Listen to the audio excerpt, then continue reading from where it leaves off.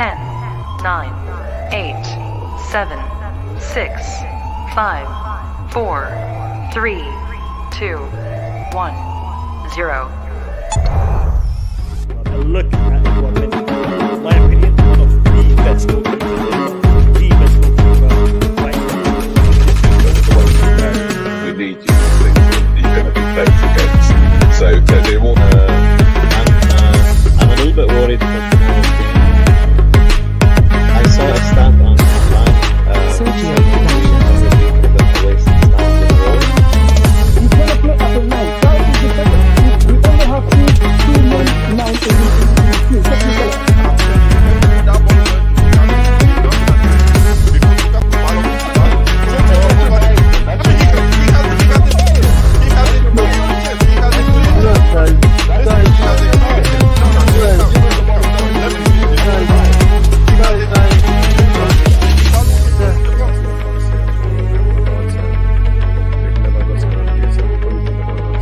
I know people have gone on about if we lose the cup, it could be a bit of a situation. I hope to God it Sergio doesn't. Production.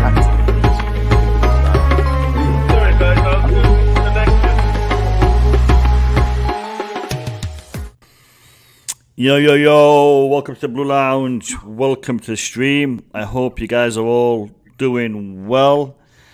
Chelsea 5, Chesterfield 1. Expected, yes. Tuchel, however, did do something that was unexpected in respect to the lineup. We will be talking about that. We will be talking about the result. We will be talking about some of the performances. And we will also be addressing all the other relevant Chelsea news. Is my lighting a little bit too dark? Let me have a look. I think that might be too bright. We'll stick with this. I hope you guys are all doing well. Let's see who we have in the chat. We have with us today Dan Morgan. Always a pleasure, mate. Good evening, Lewis Hall. What a performance. What a debut. MCIG, welcome to the stream. Big up to you. Tobago, big up to you. Welcome to the stream. I have with me currently the Couch Critic. Couch, how are you? How you doing, my man? Pretty good, man. Good performance from the lads. 5-1, can't go wrong. Can't go wrong with that. Can't go wrong with that. I'm impressed. I have to say. But me and you were having a discussion before the game when we saw the lineup.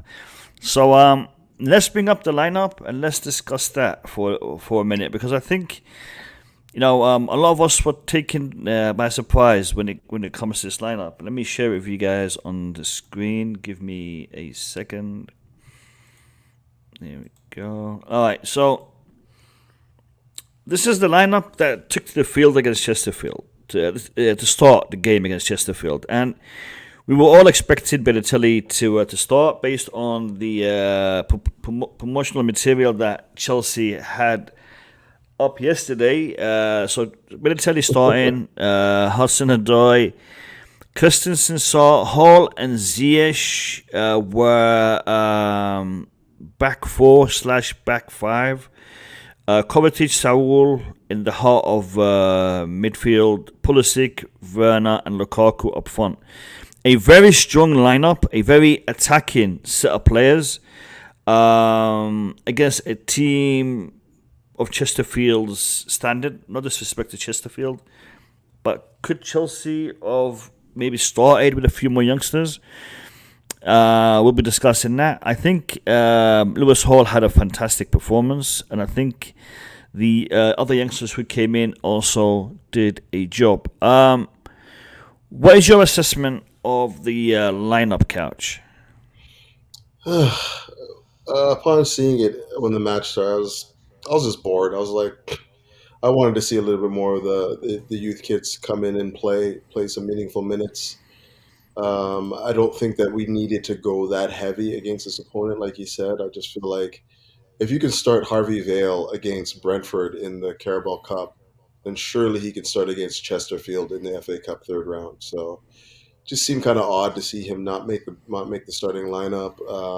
Same with Xavier Simons. Obviously, he played in the Carabao Cup as well against Brentford, and again didn't even see the pitch this game. So just some weird selections. I would have thought that we're worried about injuries and whatnot going into another busy schedule. Obviously, they just added the Brighton game before we go away for the World Club Cup or whatever.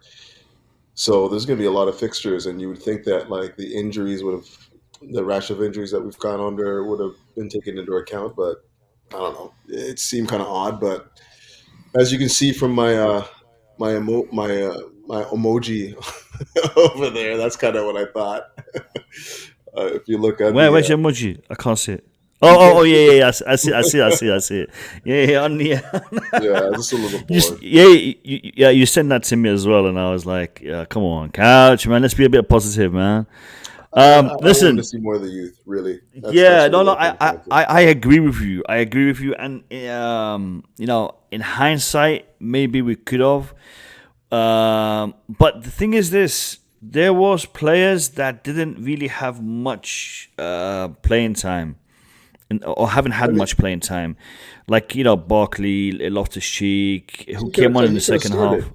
Both They those could have guys could have started, yeah. started, and like you look at Pulisic didn't need those minutes. He didn't even look like he was so disinterested the whole time he was on the pitch. He didn't need those minutes.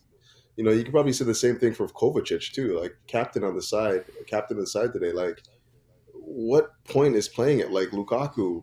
Like, none of these guys need the minutes that desperately. If anything, you should be wrapping them in cotton wool because you got like a busy week ahead of you with the Spurs and then Man City coming up. But Man City, again, true. I'm never gonna question the manager, especially when you win 5-1. Doesn't make any sense to Mm. question Thomas Tuchel.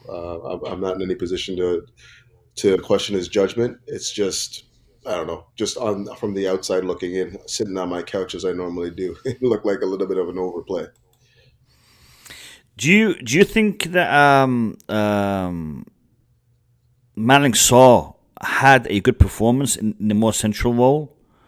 How do you rate his performance? I mean, we weren't really tested defensively. Really, I mean, he looked pretty controlled in possession. Looked pretty good. The one time that he did, well, I guess it was a couple times in the second half that he got tested. One led to a goal, and the other one he made that lunging sort of like last ditch lunge to intercept the ball. But truly, when you're in that position, that kind of like center back role, you kind of have to be turned on and reading the game. Like that's why you have a Thiago Silva in that position. Somebody that's experienced and just reads the game well. I thought he was okay. I just don't think that he was put under a lot of pressure. And the couple times that he was left a little bit to be desired. I don't think that's his natural position. I don't think I want to see him there again, to be honest. But he did all right. We'll talk about Lewis Hall in a minute. Let me welcome Bobby. Bobby, welcome to the stream. How are you? Hey guys, hi. What's up, Bobby? Welcome. Good to be Welcome. on as usual. Pleasure I'm to have working, you. so I can't hang around for too long, unfortunately. But yeah, I haven't seen the game much yet. Oh, I heard it, listened to commentaries, saw the lineup. Interesting. I've been hopping through different Chelsea streams. I'm disappointed. I'm really disappointed. in what way? Well, this game was a game against a largely inferior side. Chelsea fans will find a negative out of anything. This isn't a game for that. This was a game where we needed to get players that required game time, post illness, post injury, a run out. And it was a game that we required to use more of the youth. I would have liked to see one or two more starts along with Lewis Hall. It's interesting, some of the lineups that you had yesterday did not include many youth players, which I think is quite interesting. But you know what? It is what it is. Chesterfield should rightly be an experimental game for us. I didn't expect fantastic performances. It's not a game for that. It's a run out. It's a game to get air into the lungs of people like Lukaku. That's why he played. Werner, that's why he played. Christensen, that's why he played. we talk about Pulisic. Has he really had that much games? He was out for a long time. I do think perhaps he shouldn't have played because he's had back-to-back games. But Kovačić needs the air in his lungs. That's why he played. And of course, Callum Hudson-Odoi. So, and of course, I think he used all the 5 subs. Shame we conceded, but this is that sort of game. We've got game time under the belt of certain people. We've managed to see how Lewis Baker is. He's had a little run out. Tuchel is still learning a lot of the team. And as we approach the World Club Cup, a lot of these development players and so on will be playing these games when, for the few days that the main team will be in, is it Qatar, for that competition. Dubai. I think he's been sensible. He's used the squad as much as he's reasonable. He's tried to get players fit because of the big games we've got ahead. They need to be fit. And there's not much else really. This is a damned if you do, damned if you don't. Chesterfield, from what I heard from a lot of the commentary, yes, they're a weaker team, but they're no mugs. If we had, I wanted to see more youth players out there, but from the second half, if we had put more youth players, they may have given us too much of a fight. And we didn't want them to have any kind of confidence playing against us. So I have no complaints. I would rather look at a lot of the individual performances, the youth performances, the return to full fitness of people like Lukaku, Pulisic. I don't expect them to be firing on all cylinders against Chesterfield. I really don't. I can imagine, I haven't seen the full game, that they'll come on, stroll a bit, crank it up when they feel that things are getting a little out of hand, and then take the foot off the gas again. And I would suspect they were all substituted at least at some point in the second half. Am I correct? To a certain degree, Bobby, I'm with you 100% in respect to looking at this in a more pragmatic, positive manner, and in regards to giving players more time, more playing time. In regards to the youth, I think we have to manage the youth properly, and I think Tuchel did that today. Had we have overloaded the team with youth, it would not have done much for them. But the fact that he concentrated, they would have struggled. Today he concentrated. He put in Lewis Hall, who, by the way, put in a fantastic performance. He did what he did on the left-hand side, what Rudiger normally does. He picked up that ball and he started running up that flank, and he assisted a fantastic goal for Lukaku. Great performance by him. And I think had he been playing as part of a youth-dominated setup, he might have not had that freedom to express himself in that way. So I think Tuchel did well. He managed the game well, and we killed it off very, very quickly, and made it into a game that we could learn from, that we could try out new things and practice different things in that game. And you saw for me. Exactly. For me, there was there is going to be people who will be nitpicking at certain mistakes that were made on that pitch, but those mistakes were made because the players were experimenting. The players were trying out new things because they had that freedom, they had the ability to do that. When they are leading 3-0, 4-0, 5-0, they can do a couple of risky passes, do a couple of risky adjustments to their play. And they did, and for me, I don't see any problems in that. Let me welcome Eric Blue, MDT, and Boogeyman to the stream. How you guys doing? I'm good. I'm doing good. I hope everybody's okay. We're good. MDT, I hope you and the family are doing well. Yeah, we're doing good. It's just she came with a a bad chest infection, and but I don't want to blame her. But she went to 4 countries in less than 2 weeks. So, what do you expect? Yeah, yeah. No, hopefully, it will pass, and everything will be good, and everybody will be well and healthy, inshallah. MDT, you follow the youngsters quite a lot, and Lewis Hall put in a great performance today. How do you rate his performance? How do you rate the game this evening? Yeah, he did. He did everything well. I mean, he's a midfielder though. He's not. He's a midfielder. He plays midfield or wing or left wing back for the academy because they shot in numbers. Boy, he's a midfielder. For him to play part of the three at the back today and was quite impressive for a 17. I think yeah, he's just on 17 17. in September. Yep.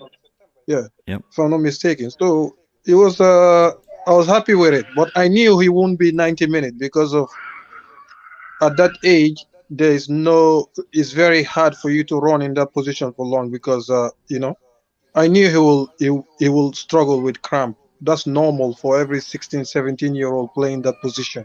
But other than that, he did everything well. He did all the basics. Like if you have the fundamentals, you will have a good future in football. And when his fundamentals are good. His fundamentals are good. So I'm happy with him.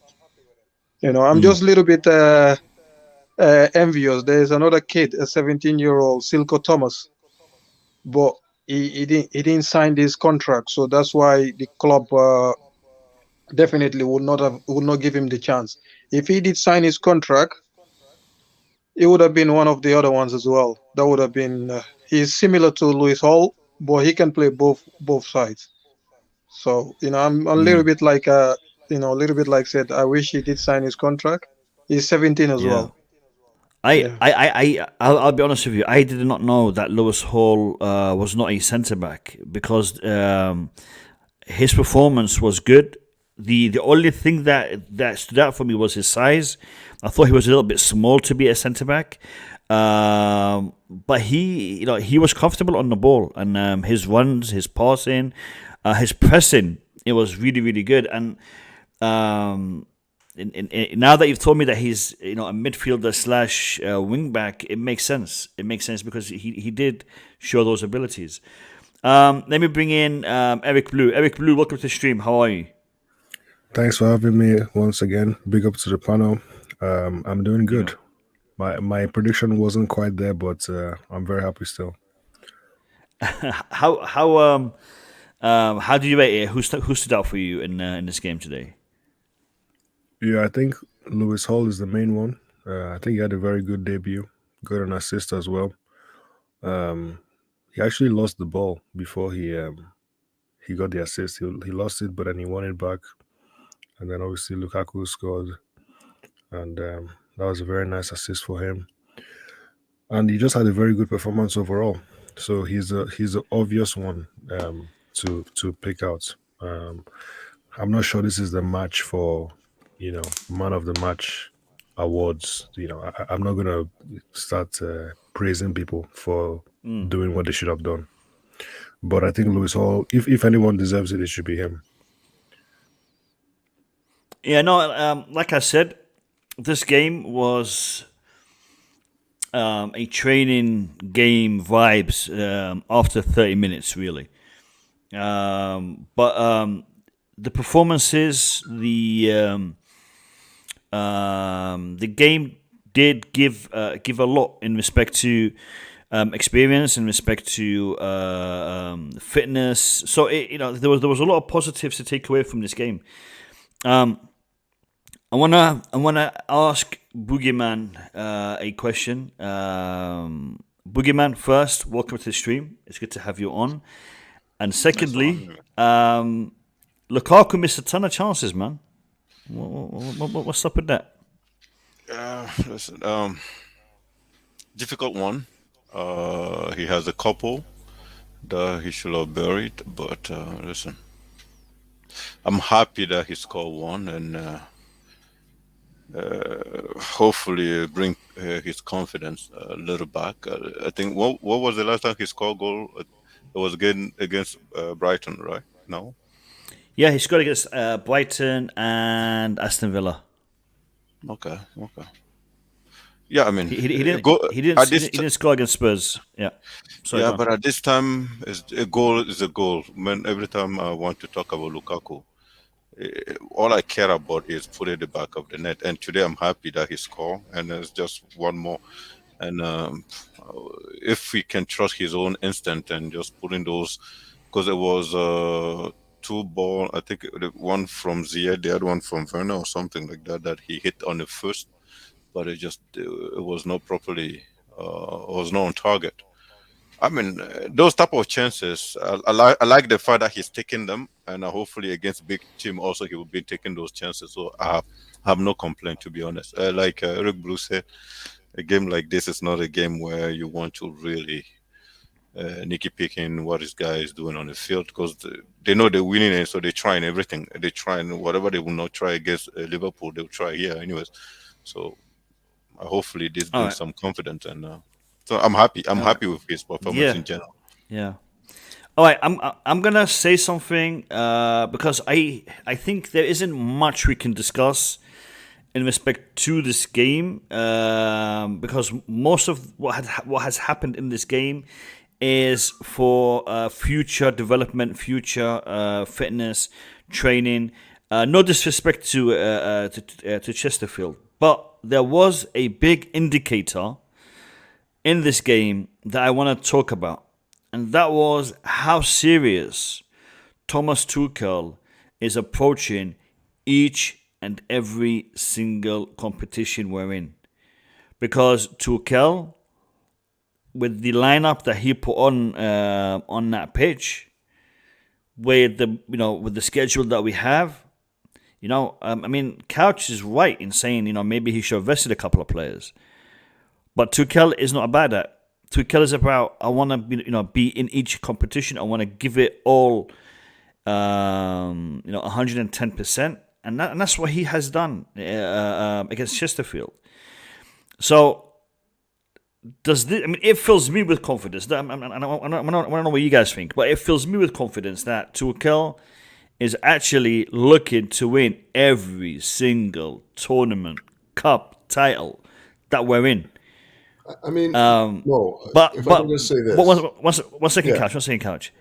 The flip side to that is by him doing this, maybe we'll end up with nothing at the end because we're putting so much emphasis in every single competition that we don't get any. Should we focus on a specific competition? Should we try to do it that way?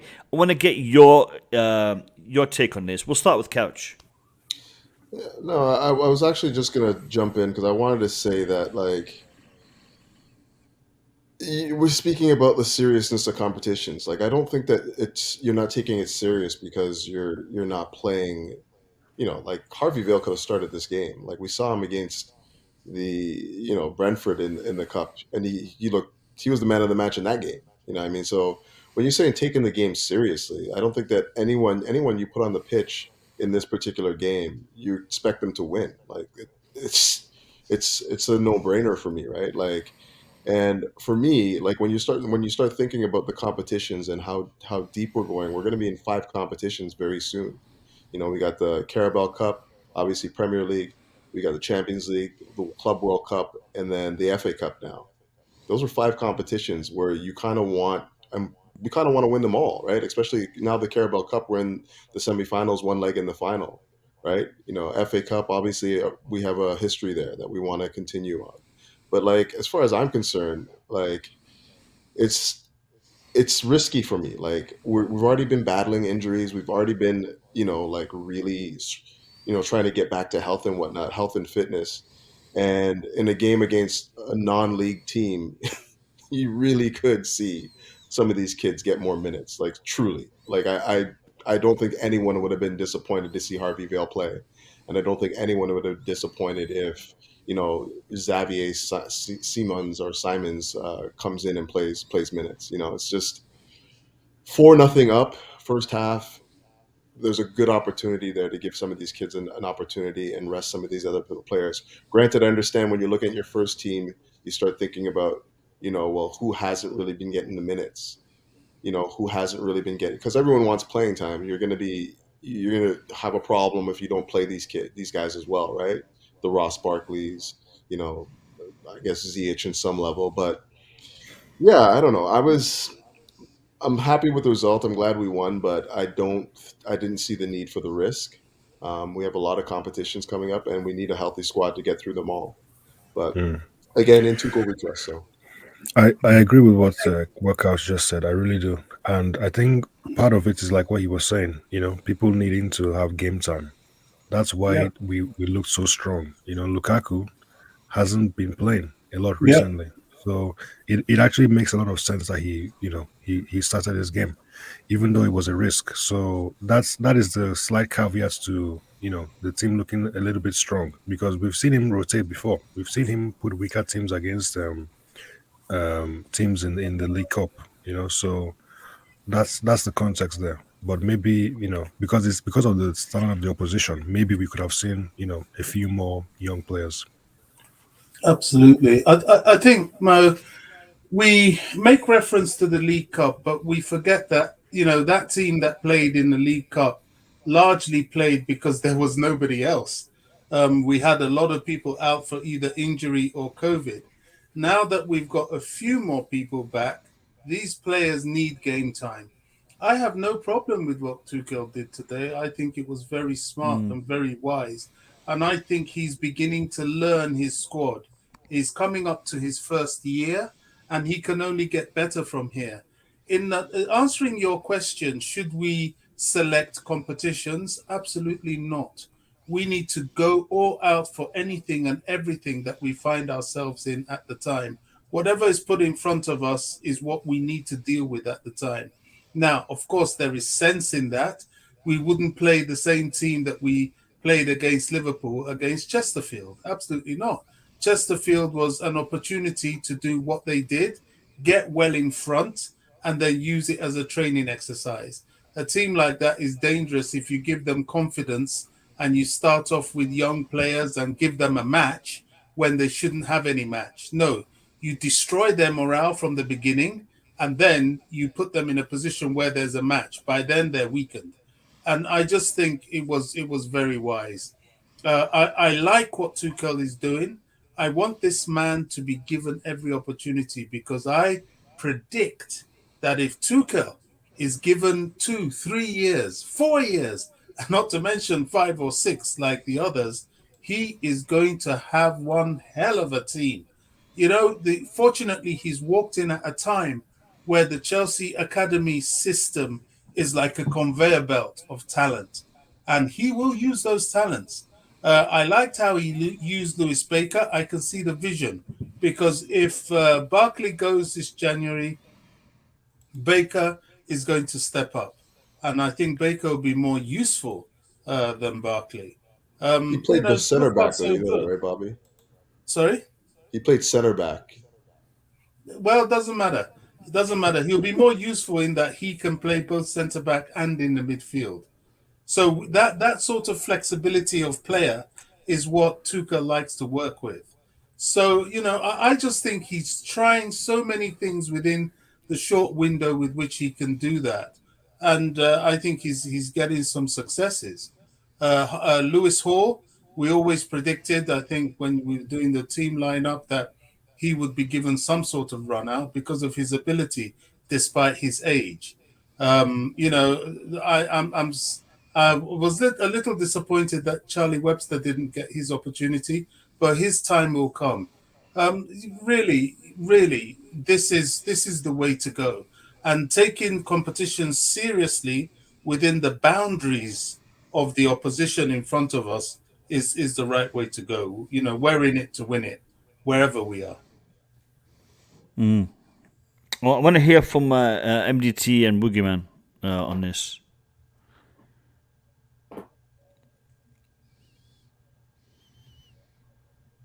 You want to MDT. go first, Boogie, or should I? So you go, MDT, no problem. Okay, yeah. For me, I think the reason why the lineup was strong is because of we have a lot of like senior players that need minutes.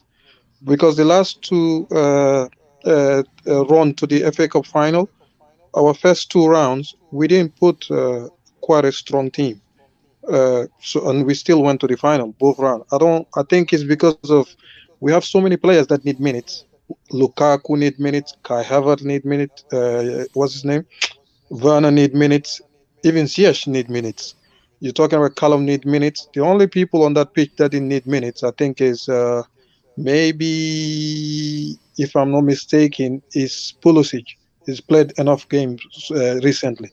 But everybody on that pitch today, even Cover need minutes. Saul need minutes. So I think it's because of the first team that were in need of minutes. You need to build their fitness for them to be ready for the last to the final push. For the final push. But if at all, like everybody, they didn't need minutes, I believe he would have mixed it more. I believe that. But because when your first team need minutes, the last thing you're going to do is bring in so many young players and not get your first team to the level they should be. So that's a smart move. But I don't think it's any different whether he mixed it or not. I believe if it wasn't for minutes, he would have mixed it up. Because the last two seasons we went to the FA Cup finals. The first two rounds were a mixture of kids and senior players. It didn't cause any different. We went to the final both years. I think we start having stronger team even. Is it after the quarterfinal? Yeah, even that. Billy Gilmore was part of the both FA Cup run. He didn't play just the finals, isn't it? Both runs, he was part of the team all the way to the semi-finals. Mo, I really want to understand this. Should Tuchel focus on specific tournaments, or should he try to win everything? Because I understand what you're saying about giving players minutes, and that is largely the reason why he selected the players that he selected. But he also set them up in a very attacking manner. Because with the choices that he made, he had 5 attackers on the pitch at the start.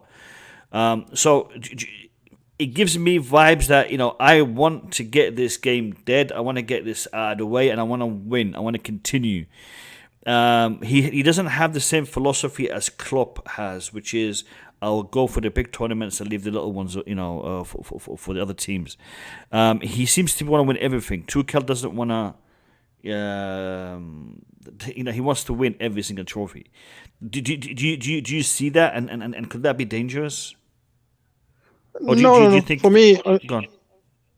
for me, you have to go for everything. I agree with Bobby. Okay. If you pick and choose, you end up losing some. That's why you see Klopp have more season that he didn't win a trophy, than he won. Yeah. If you check Klopp's record, winning, he's very terrible. He's been managing for how long? Go and check his winning record. He has a terrible record. So when you pick and choose, that's when you end up empty-handed most seasons.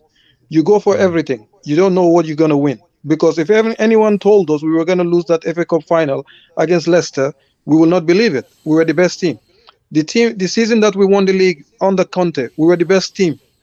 And we lost to Arsenal. Arsenal were terrible. So you can't pick and choose. Even you remember the Sarri final, the League Cup final against Man City. We should have won that game. The amount of chances we missed. So you remember even the Super Cups against Liverpool, against Bayern Munich. We were the better teams. So sometimes cup games you can't pick and choose. Go with your go and try and win it. If you come short, you tried. So, but for me personally, Tuchel, even if Tuchel put in the youth team, whilst he is the coach, he's going there to win it. For me, I don't think it's the lineup. He's that kind of guy. Even at PSG, he does that. He mixed the team, but it doesn't matter for him as far as he's concerned. Whoever he puts in, if you do your job, we should be in a position to win.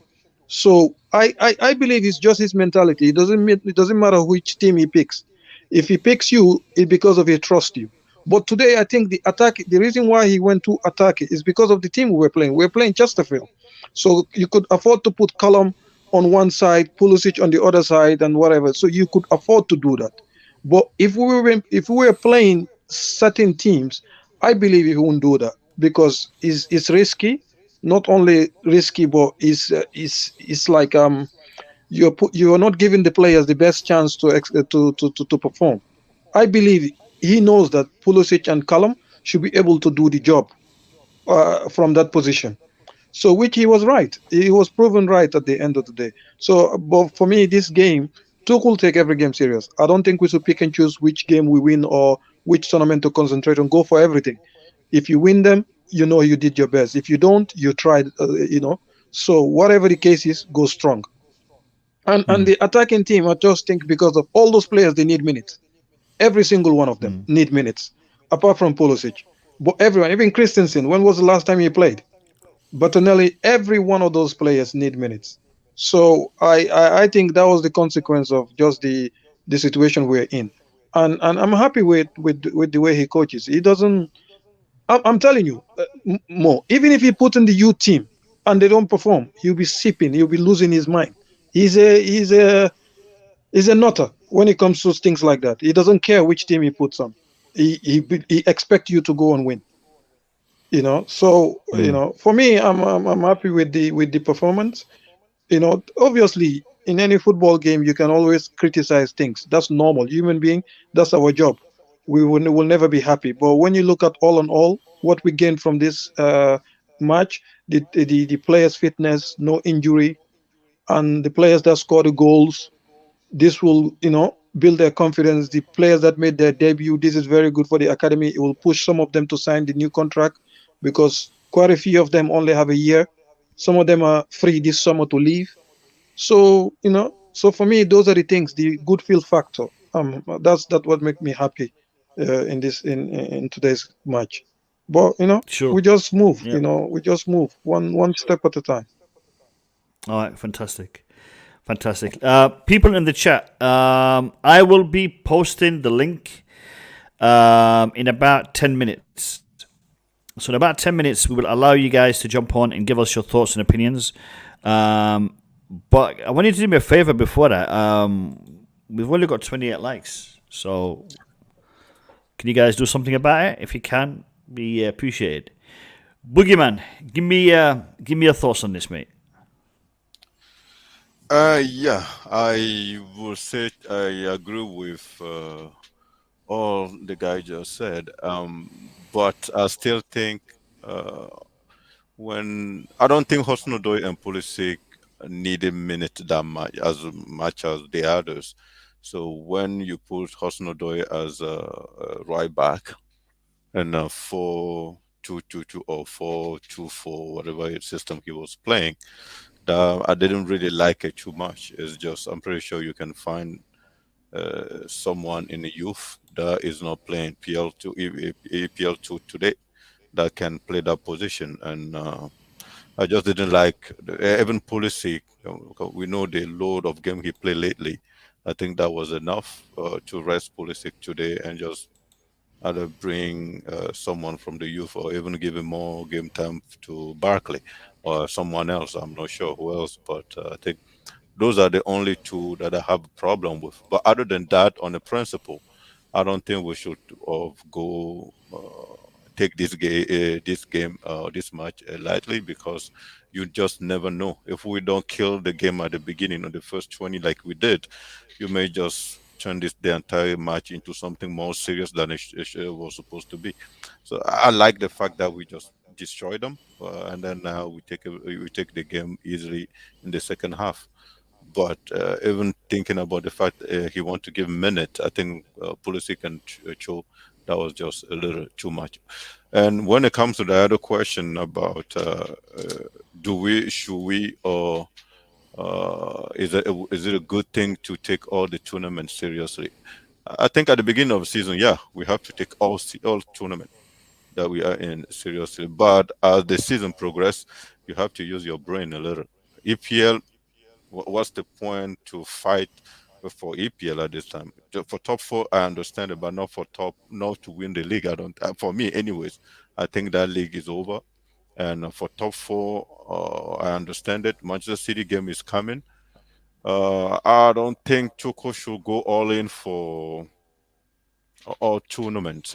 For example, if we win against Manchester City, I think maybe we should start thinking a little more differently. But as today, like today game, like I say, all players need minutes. But I will ask Tuchel, or I will think Tuchel will use will be more smarter, not to prioritize EPL and just focus more on the cups and the Champions League, because we have COVID and all our players are not properly fit and they can get injured. You can get injured easily. So I think the concept of going after all tournament is a nonsense. And at the beginning of the season, yeah, but when you see what is in front of you, you have to start making smart choices, and that's his job to make those smart choices. And I'm happy today N'Golo Kante didn't show up. I'm happy that we didn't see any of Rudiger. I'm happy that we didn't see any of those people, right? So I think he knows that already. That's why we didn't see any of those anywhere. They just giving them a break to stay home. And I hopefully, even if we reach a level where we have Champions League in 2 weeks or in a week, and we have APL on the weekend, he knows that which tournament is more important, not the APL. It's the Champions League at that time. Who you need to know he had to rest. He had to rest Rudiger to play the Champions League, and just use Malansa in our EPL. So those decisions he has to think about.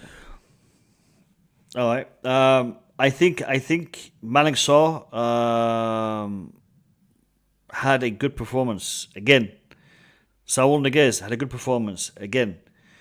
Are we seeing some of these players who had a bumpy start maybe to the Chelsea season turning it around, or is it games that you can't really take too much, or you can't really put too much emphasis on? I mean, Chesterfield didn't really have much in the attacking part of the game, therefore Malang Sarr didn't really have much to do. That being said, Benatelli still managed to concede a goal. What do you guys make of the Benatelli goal? His performance in general. I mean, it's his debut, but what do you guys make of his performance? Well, his distribution was pretty good, actually. You think so? Range. Yeah, I actually thought it was really good, actually, considering he didn't have a lot of touches, but there's sometimes he ranged it out to the right and left that found the man quite easily in space. Aside from that, I mean, he didn't really have much to do. The goal was a calamity of errors, not just by him, but also the defenders. Like, what was Lewis Baker doing there? Like, Yeah, I think running into Malang Hall Sarr, cannot follow and the then run. the two of them should have been able to handle it. They basically ran into each other. He, what's his face? Bettinelli makes the save, and nobody's there to clean up the rebound, right? I don't know. I thought he was all right. He didn't really give me anything to think about. Like, wow, why is this guy in net? I'm terrified right now. It's just I think he should stay whatever. second choice when Mendy is not there, and third choice when Mendy is there. So that's Yeah, I exactly, thought he exactly. looked. I actually thought he looked very smart. Very. The kid fit. The kid looked good on him. He looked imposing. And no, he looked Is he good. modeling? Is he So modeling? next photo shoot, we'll give him a call in it. Next photo shoot. You Yeah, put a glass on him.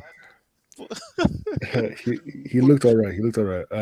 The goal was a bit weird. The way he saved it, I'm not sure. Yeah, it was a bit. It was a bit strange, but yeah, unfortunately, he couldn't keep a clean sheet Yeah, on his you debut. cannot blame him But for that. at least he won. All right. For me, I don't, yeah. I think he did everything he's supposed to do right, because it was an easy game for him. He took his time, played the ball he's supposed to do. And I don't blame him for the goal. And also, the reason why I don't blame him, because all he could do is to save the ball. Where the ball fall, that's luck. The ball could have gone anywhere. But it went perfectly for whatever. And also, the reason why that even that goal happened, because it was just a kick, and the one of the strikers flick it between our two defenders. But that's when you can tell when you don't have any senior defenders in the back. So Luis Baker is a midfielder. So if a midfielder is playing in defense, you expect those things to happen. Luis Baker is a midfielder, so I don't blame him either. So it's just a makeshift defense. That's normally will happen. We were lucky. That's the only time it happened. But normally, if you put a makeshift defender, especially a midfielder, even when City were playing, when they put Fernandinho there, it happened. When we were playing, we put Michael Essien there, it happened. So it's very hard for midfielders to read a flick on. Defenders can, but midfielders is very rare. It's very rare, very very rare. So the goal happened. So I don't blame him for that. And he did his job. To be honest, he did his job. And also, Bettinelli, a few years ago, he was a Fulham number one, and a lot of these top teams wanted him. He's not a bad goalkeeper. He's just like nowadays footballers are all it takes is one or two bad season. Everybody write you off, and then you just fall off the pyramid like that. But people forgot. Go and look back a few years ago. He was Fulham's number one. Chelsea wanted him. Few of the teams wanted him. Just like Jack. You remember Jack is it Butland? Is it Butler Yeah, or whatever? Yeah. Jack Butler. Yeah. So the same thing happened. Just because if you have injuries and your contract finished, they don't renew you, and there was a new kid on the block, everybody concerned. So people forgot. We have memory. We have a memory of a goldfish. Now that's what people are. Boy, he was never a terrible goalkeeper. He was never a terrible goalkeeper. So I'm not surprised. His performance was good. It was good. Nothing Yeah, special. He just did his job. yeah. Then let's know. I don't think his performance was good. It was just nothing special. I'll just Yeah, keep. the goal wasn't his fault. Definitely No, not. I will never blame him for those goals. No. I mean, he is. I'm pretty sure even Mendy or the other one, Kepa, they have games where they don't have to do much, also like that, right? So, and Yeah. today I cannot judge. I cannot really put any judgment on them. He did what he can, and the goal was just a little, just ping pong, people hitting, deflection, and then that guy was so lucky to have the ball in front of him. So it's the same the Timo Werner goal. It was just a lot of deflection, then caviar you put it in. So that was good. My only issue with the defense today, as much as Malangsa was okay, I think he was a little dodgy twice or three times. I've seen him uh, making the wrong passes where someone else was open, but other than that, he was really physically there. And his transversals, I don't know if I said transversal, his transversal, his those long range passes to the angles. He didn't try any. That's the thing I didn't like too much. If you are a sweeper or you are a center, you play in the center position of the defender, you should pick those runs because Callum was kind of running into those things faster, but he wasn't looking at them. So that's one thing I can say about Sa. Other than that, he was good. He was good. Physically, he was there. That's for sure. I think Callum had more freedom today to run into the box. I want to see him try that more in the Premier League. Try to cut in and coming into the box, and create opportunities for himself and for the rest of the team. I think his goal was the best one from the 5 that we scored. The way that he controlled the ball, the way that he cut in, the way that he took that shot, it was a nice goal. Nick Blue, welcome to the stream. How you doing, my man?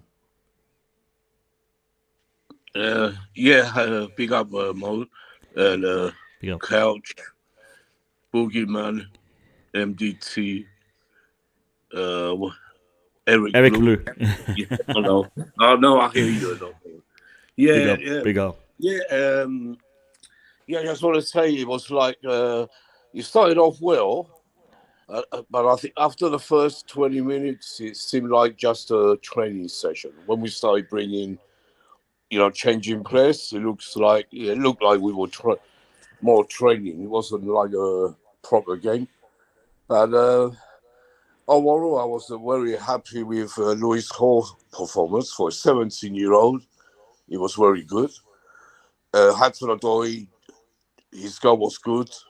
I was looking at him when he was running, and he actually looked up this time because he usually has his head down, and he buried that nicely. He had a long space, but he still got a great goal. I was happy for him as well. Pulisic, we didn't see much of. I wasn't, impressed with his performance. Like most of the players, nothing special. Sarr done well at the back. And the other youngsters, when they come on, I didn't see anything great from them. But it just seemed like a training game. You know what I mean? Was you surprised with the lineup? Was you surprised with the lineup, with the selection? Yeah, I was. I thought, bloody hell, what a strong team. When I first saw the team, we all got it wrong. See, well, some of them wrong. We saw Lukaku start. I think I was surprised with the lineup, but Lukaku should have got at least 2 goals, easy 2 goals. He didn't, he was all right, got 1 goal, but he could have had more. And it wasn't, nothing to talk. It was like it's nothing much to talk about the game unless for Chesterfield getting that goal, that was the highlight of the game for anyone watching. Because it was easy for us, you must admit. I was predicting 8-0 with a Lukaku hat-trick, but that didn't happen. We should have had more goals, really. I can't blame the players, against Chesterfield. We done well. Tuchel, started off. He wanted to finish the game quick, get us through to the next round, and then bring all the others on. The only one who I was worried, like everyone is saying on Twitter and everywhere, worried, ashamed of is Barkley. He wasn't very good at all. Made a stupid back pass, as usual. He wasn't good. He's not up to it. I think he'll be going soon. I can see him playing the rest of his career in the Championship. Really. Wow, that's a bit harsh. That's a bit harsh. But I know Boogeyman will not be very happy with you saying that right now. You're a Barkley fan, is it? Boogeyman, what do you think of Barkley? I am actually a Barkley fan. I think he has all the skills set on the ball to do better, but his decision today were a little. I just don't understand him. When just give the ball when people are running. Give it.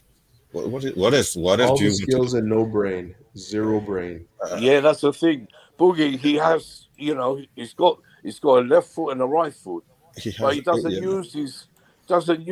He doesn't use it. It's been at Chelsea for a long time now, so there's there were so many chances for him to just keep it easy or keep it simple or just give the ball or something. He lost the ball in on top of the box there. That ball, it was just crazy. Ruben Loftus-Cheek has to go pretty much in between his legs. Just give the ball. Ruben was like 5 meters away from him. Just give the ball. What are you doing? The problem is not just this game. Every time he comes on, too much extra touches. He does the same. Tuchel is trying to give him a chance to get good, but he does it all the time. Gives the ball away too easily. Doesn't make the right pass when he's up there. It's not. It's a long time now he's been doing it. Yeah, there were 5 clear chances. He should just slide the ball to Werner. Yeah. And also Ziyech. I don't know if at one point they just decided not to pass the ball to each other or just being foolish about it. You're so right, especially in the second half. It just seemed like everyone was just I have to butt in here. You guys, come on. It's not only Barkley and Ziyech. Let me tell you, all of them. Kai was guilty more than anyone. He had 7 opportunities. He could have passed somebody. Pulisic was doing it.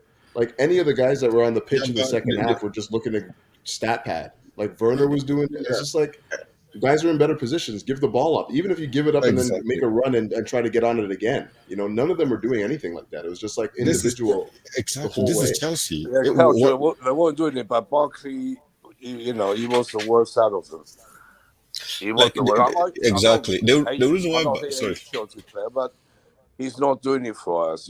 I think he'll be going soon.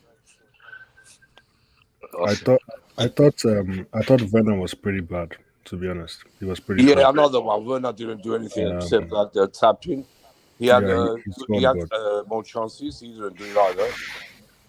Yeah, exactly. Werner also had that chance. He hugged the ball, keep the ball, trying to score. Like, Do you do you guys notice one thing about Callum? I think he doesn't like somebody close to him. He when he has the ball. Whenever there's somebody close to him, his decision making, he always play the safe ball. When he's on his own, you let him get on with it. That's when he does something good. He likes to play safe. If anybody come close to him, he will play safe. But when he's you can see that. I don't understand. I'm like, why are you playing safe? In your position, you shouldn't be playing safe. I love this kid so much; it's unbelievable. I don't want. I hate it when he plays safe. Eric, Nick, do you notice that when you watch him? Yeah, let me say, he plays safe. Yeah, let me tell you what I think because why he does that. I think mostly the youngsters, they want to impress so much to Tuchel, and they're scared to make a mistake. I think that's what's wrong with our players. They should just go for it. When Hudson goes for it, he looks a great player. When the man has no charisma. That's the problem. He has no charisma. And don't you agree? They're trying to show Tuchel too much. There's a reason why you will stay at Chelsea. You have to show something different. Just show it. If you had it, if you have it in you show it. If you're playing that safe thing, you'll be gone. I think he was like coming. Maybe he's concerned about getting kicked, maybe getting injured. And with Chesterfield. Yeah. Well, he did get injured, by the way. Today? So you guys know, he did get injured today. Oh, yeah? But beyond that, I think that he's just trying to play in the system. He's trying to function within the system. He's not trying to do things on his own all the time. And I think that that's the way you enter the thoughts of the manager. When you try to do all these individual flicks and tricks and all that stuff, Tuchel's not that kind of guy. Tuchel wants to see you function within the system. Yeah, but you can still 100%. Do your trick. End product. Hudson is trying too hard sometimes. He said he's not there. He wants to play. When he sees the space, he can play. He shows he can score when he wants to, but he has to do it more often. Especially that goal, he needs to do exactly more of those run and more curling in the real games. No, also, Boogie, he get that chance. He doesn't take the shot. He always pass it. He can do that. Yeah, that's the frustrating thing. Because he does not have the charisma, or the defenders are different. They were backing off the whole game. Like it wasn't like I know that. But right? Like it wasn't like no, if but you get an opportunity in the Premier League, that's not going to be that space is not going to be there for him to take. Yeah, but Couch, what I'm talking about, he could take a shot outside the box, way out. He could do it. He used to be a free kick, even a free kick taker. I don't see him even take a free kick. Even when he break into the Chelsea first team, they used to let him take free kick. Hazard used to let him. Fabregas used to let him. But he doesn't even demand those things anymore. Maybe he doesn't even. He's like quiet. He's like a mouse. This is not the Callum. Like I saw. This is not Callum. He's not playing like the guy that breaking, the guy that was. It's always like maybe he already reached the limits. I put the link in the tweet there in the private chat there. Like, look at the space he has there. Like it's acres. Like, you know what I mean? Like, it's not. If you look at a Premier League opponent, you're not going to get 10 yards to shoot before to the next defender. Like, that's a crazy amount of space. Crazy amount. So that's the problem. We can say that we want to see him do that more, but you have to be playing against opposition that give him 10 yards of space. Yeah, but you know Joe Cole, when he came, Joe Cole, it happened to Joe Cole at Chelsea under Jose Mourinho. He took Ancelotti to let him loose. Okay, so sometimes players. I understand you have to play within the system or whatever, but if you are capable of something, you can try it a couple of times in a game. But Couch, sometimes he will have the same chance, not similar to today, but he'll be in a position where we know that if you take the shot early, you can catch the goalkeeper off guard. He used to do it. He doesn't do it anymore. I don't understand Raz, why he doesn't try. I'm sorry to interrupt you. I just want to play the post-match interviews for Tuchel. Just bear with us for a second. Is a good environment. He did what he did in training, and it's also credit to the guys around him, like Saul, like Mateo, like Malang, make things easy for him. Dressing room is very supportive for these players. The environment is a good environment that they can show their level, and then in the end they need to show it, and with all the tension and being a bit nervous, playing in front of a big crowd. But he did well, he was involved in goals, and he has a lot of things to learn, but that's why he's... Sorry guys, he's talking about Lewis Hall, just in case you didn't catch that. ...with us, and now it's the moment to continue. So another game in the busy schedule to look forward to, but you must be proud to progress in this competition once again. Yeah, that's good. I mean, we demanded this win from us, and we expected it from us, and so there's... no need now to get overexcited, but the job is done, and we can be happy and enjoy the free Sunday tomorrow. I think there's another one. Like Malang, make things easy for him. Alright, it's the same one, it's just repeating. Tex, welcome to the stream. How you doing? I'm doing good. Tex, how did you find that game, mate? Oh, bro, Lewis Hall, wow. That's all I'm saying. I mean, Cobham is a gift that keeps on giving, is all I'm saying. I didn't watch most of the match because at one point my dog was just barking nonstop. So, I had to put him on the balcony for about like 5 minutes. Still did not shut up after that. He was just barking nonstop. I did not know how to do. I gave him food. I gave him everything. So that's why I couldn't watch most of the match. But I swear, the thing is, I've had people call my dog very bad names before, but honestly, now I'm seeing why they call him a rat dog. This dude does not shut up, bro. I love the story about your dog, mate. But let's just focus on the game. Oh yeah. So how much did you see of the game? I watched like 60-70% because also my dog and. Hey, but Lewis Hall, wow, bro, seeing him, bro. I'm not gonna lie, it was mad. He's good. He's good. Hudson-Odoi, I know a lot of my friends are Hudson-Odoi fans, and they are going to non-stop talk about that for weeks, even though it is Chesterfield. But 5-1 win. It's even though it's not against the biggest of teams, it's still a win, and it's good that we won. That's all I'm saying. All right, cheers. Thanks for that insight, Tex. Tex, hang about me. I wanna change the topic slightly.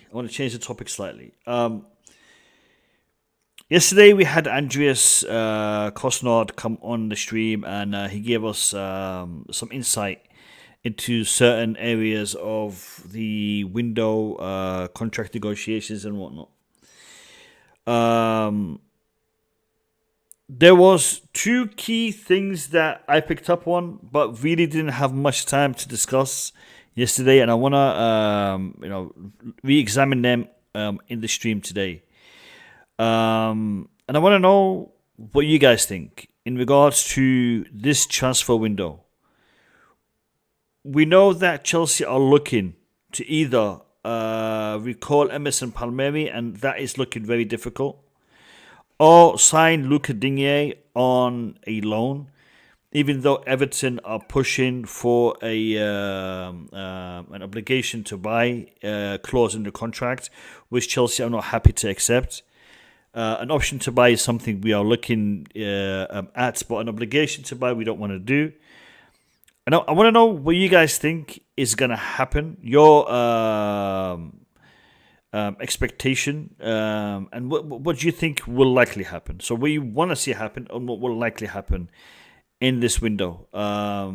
As we know, a lot of clubs have already started signing players. A lot of transfers have happened. A lot of loans have happened quite early doors. And we all know Chelsea like to do their business a little bit late. So I want to hear from you guys your expectations and what will actually happen. So take it away, lads. I actually want to start with MDT because I haven't spoken to him for a while and I want to get his take on this particular subject. So MDT, take it away, mate. With this winter transfer, to be honest with you, I'm a little bit, I don't get frustrated, but I'm a little bit frustrated because it seems like the club tied themselves so hard with some certain decision, and now to tangle out of it is harder than they thought. And they need to make a decision because I don't think they don't even have the rights to even call some of these players because of the obligation and things, the contract they put down. They thought they were tying the other teams down, and now they end up tying Chelsea down. So now every one of these loans is up to the club to decide. Chelsea can't do nothing. It will be a hefty penalty, or the players might not play for Chelsea even if they recall, because their registration is still handled by that other team. That's one thing. So with Lucadini, Everton know the situation. For me personally, I don't think Lucadini will be a good sign.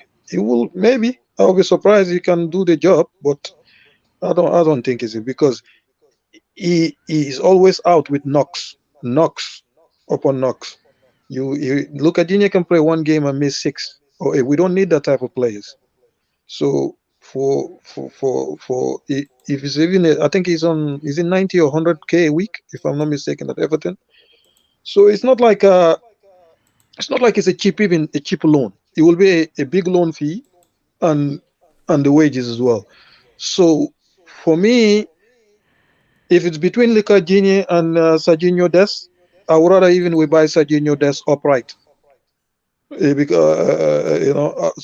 Up front, buy him because at least he's younger and there's an upside to it. And the system we play, 90% of the time we're the attacking team, we're the protagonists.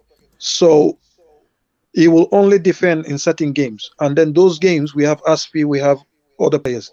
So for me, if it's between Lucadini and Serginho Dest, I would rather us pay the 16 million or whatever and get Serginho Dest and pay the money and get him, because he's on cheaper wages even, and he's younger. You can always sell him and get your money back. But Lucadini, I don't think is because I follow Lucadini since he was 17, 18, breaking into the Lille team when Eden Hazard was there and Joko. So for me, what I was expecting and what his career is now, I don't think he's a Chelsea player. If Chelsea get him, I will support him. Any player that's played for Chelsea, I will always support you.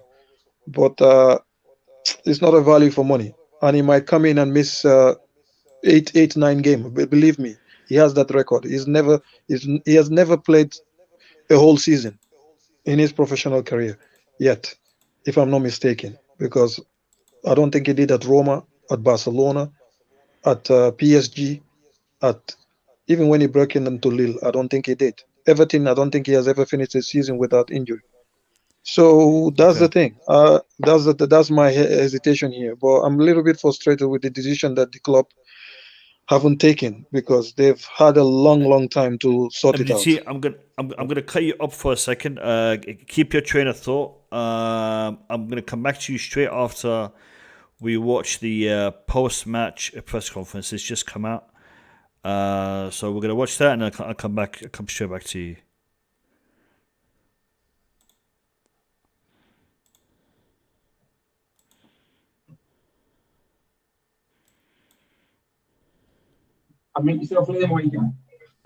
Hi, Thomas. I wanted to ask a question about Lewis Hall. You've had a bunch of academy boys training with you ahead of this match. I just wondered what it was about Lewis that made you so confident he was ready to start this game and on the left of the back three. Well, it was his performance in general and his attitude in training and his quality that he showed was very calm, very good in training in our possession games and the little games where he trained with, because we rarely or maybe never train with a full squad. So it was like more small-sided games and possession games. But he was good. He deserved to start. We needed a pause for Tony and for Aspi and for Marcos in the defense. And that's why we had 3 defenders left, and he was one of them. And I think it's very clear what we demand from the players in the position that helps them. It's a very supportive dressing room, very supportive attitude from all the more experienced players. So this is very good for the young boys, and in the end they have to step up and show what they're capable of. And they did again. They did good against Brentford, the guys who played, and today they did their best to help us win this match. And it's good. There's no need to talk it down artificially. There's also no need to get super overwhelmed, because we play against a 5th division team, and he is part of a strong squad. So put the things in a good balance and in relation to the demands, and then we can continue, I think. Thomas, hello. Can I just ask how pleased you were with the professionalism that your side showed, and also with the fact that Romelu got on the score sheet and hopefully put another line between himself and the episode of the last couple of weeks? Good. I'm happy with the attitude for until how we started. Started strong, started well, and decided the match very early. This is what we wanted. Then after the 5-0, we had a lot of changes in some crucial positions, and had some players who lacked a bit rhythm and maybe confidence in the position where they needed to play. So the last 20 minutes, I would have wished for a bit more chances and a bit more clinical finishing, but okay. Job is done, and we did it. We decided to match in the first half, which was very good. Hi, Thomas. Was the match an important physical reset as well for your team? Because you've been tired, you've had so many problems, and today you've been able to give full rests to really key players as well. So do you think you might be in better shape for the upcoming games because you've been able to rest these guys? Yeah, but we don't only have one game. We come with 4 games. Wednesday, Saturday away, Tuesday away, then go to Sunday, and tough matches coming up. So it was simply the moment, and of course it's a different kind of different level of intensity if you play Premier League or against a 5th division team, with all the respect. So yeah, it was important to share the minutes, to manage to have some players that can rest, to be in the best shape possible for the upcoming games. Let's see. We constantly have to adapt, because situation can change any day with the testing, and from there we go. Okay, at the end of today's review, we're going to do a very quick Monday, which will be in Bardo until 22:30 tomorrow night. All right, MDT. Sorry to interrupted you. Your outlook. Yeah, so he one said, final thing I just want to say. Yeah.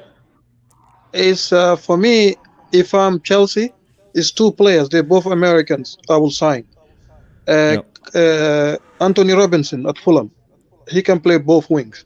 He's a very good defender and a very good attacking wing back and whatever. So for me, those are even cheaper options. They can do a job and they're reliable. Sergio Deskia, his defending is suspect. But guess what? In the wing back role, what you need an attacking player who is a good defender. You can improve their defensive skills by training.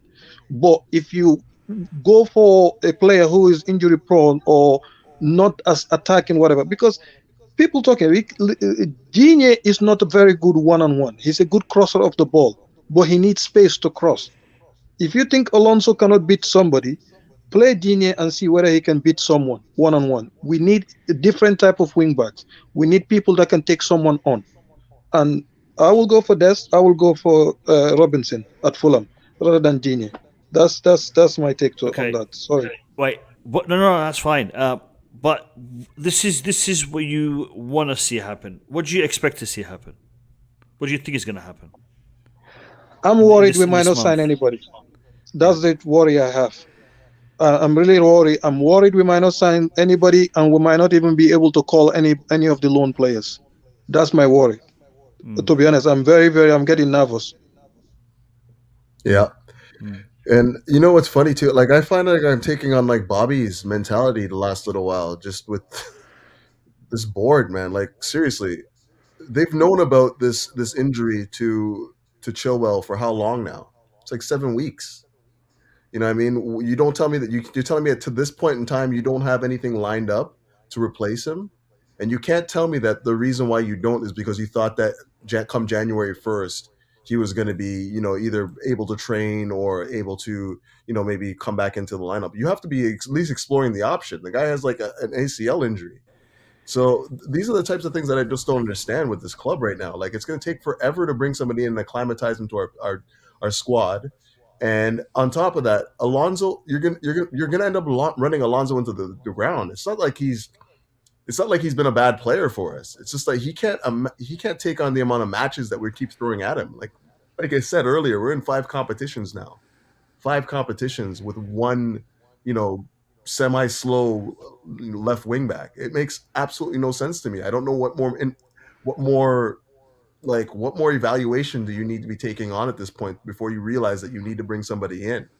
You know what I mean? And I agree with MDT or whatever. If you don't want to, if you don't want to buy Luka Dean because you don't think that he's going to be a long-term solution for your club, and Everton don't want to loan him, they want to sell him, then move on to the next target.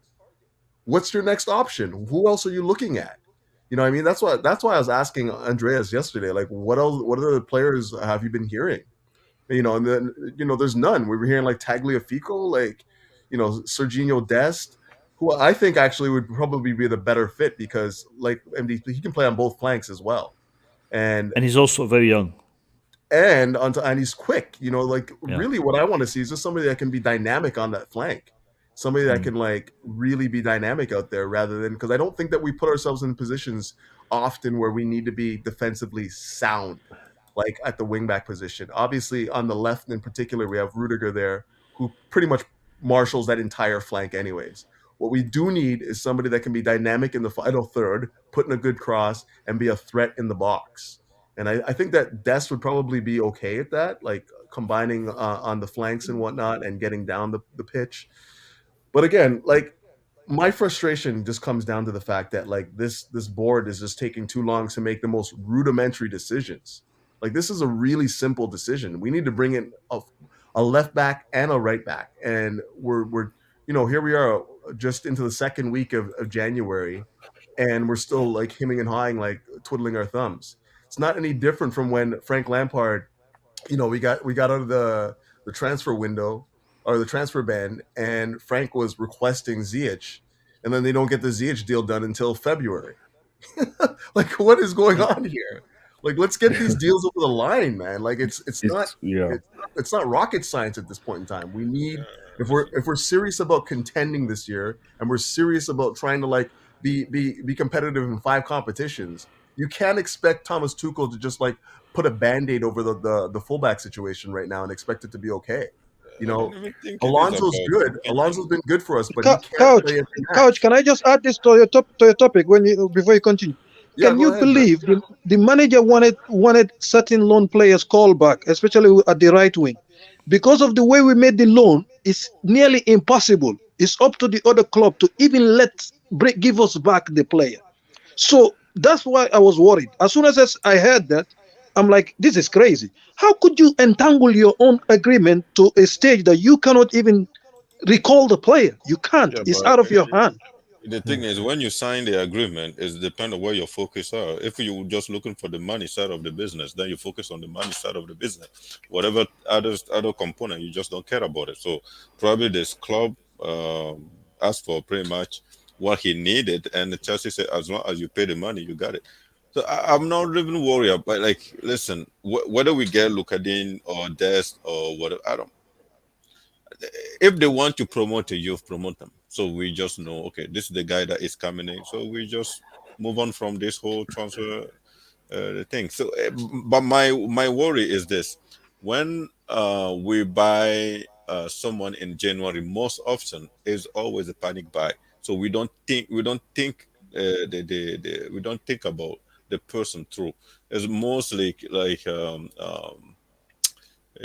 we're going to get another. Was Bakayoko? No, it was Drinkwater and Barkley that were signed in December, right? Yep. Like January. Our January buys haven't been that bad, to be honest. Barkley.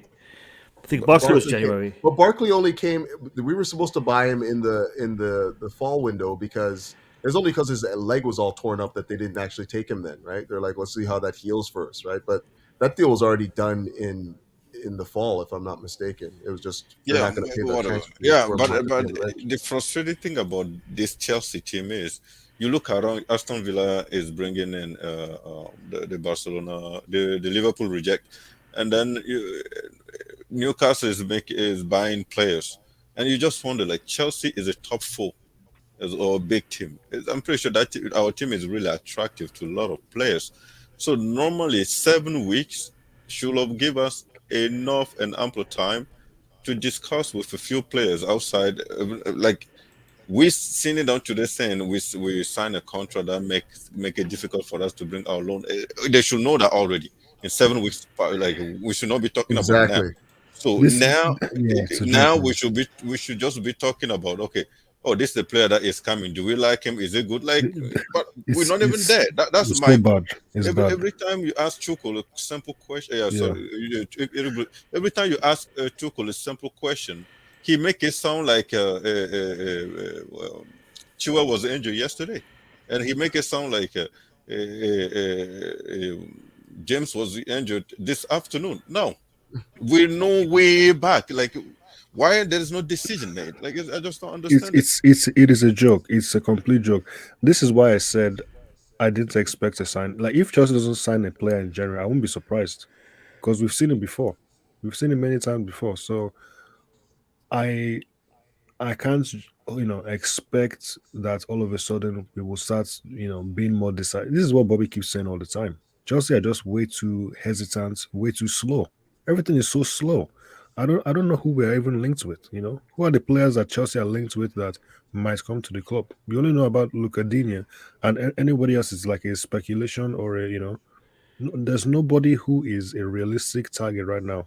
And the fact that Emerson is being considered is just very embarrassing because Emerson is a player who the club have tried to sell for a while now, and the last thing we want is to bring him back.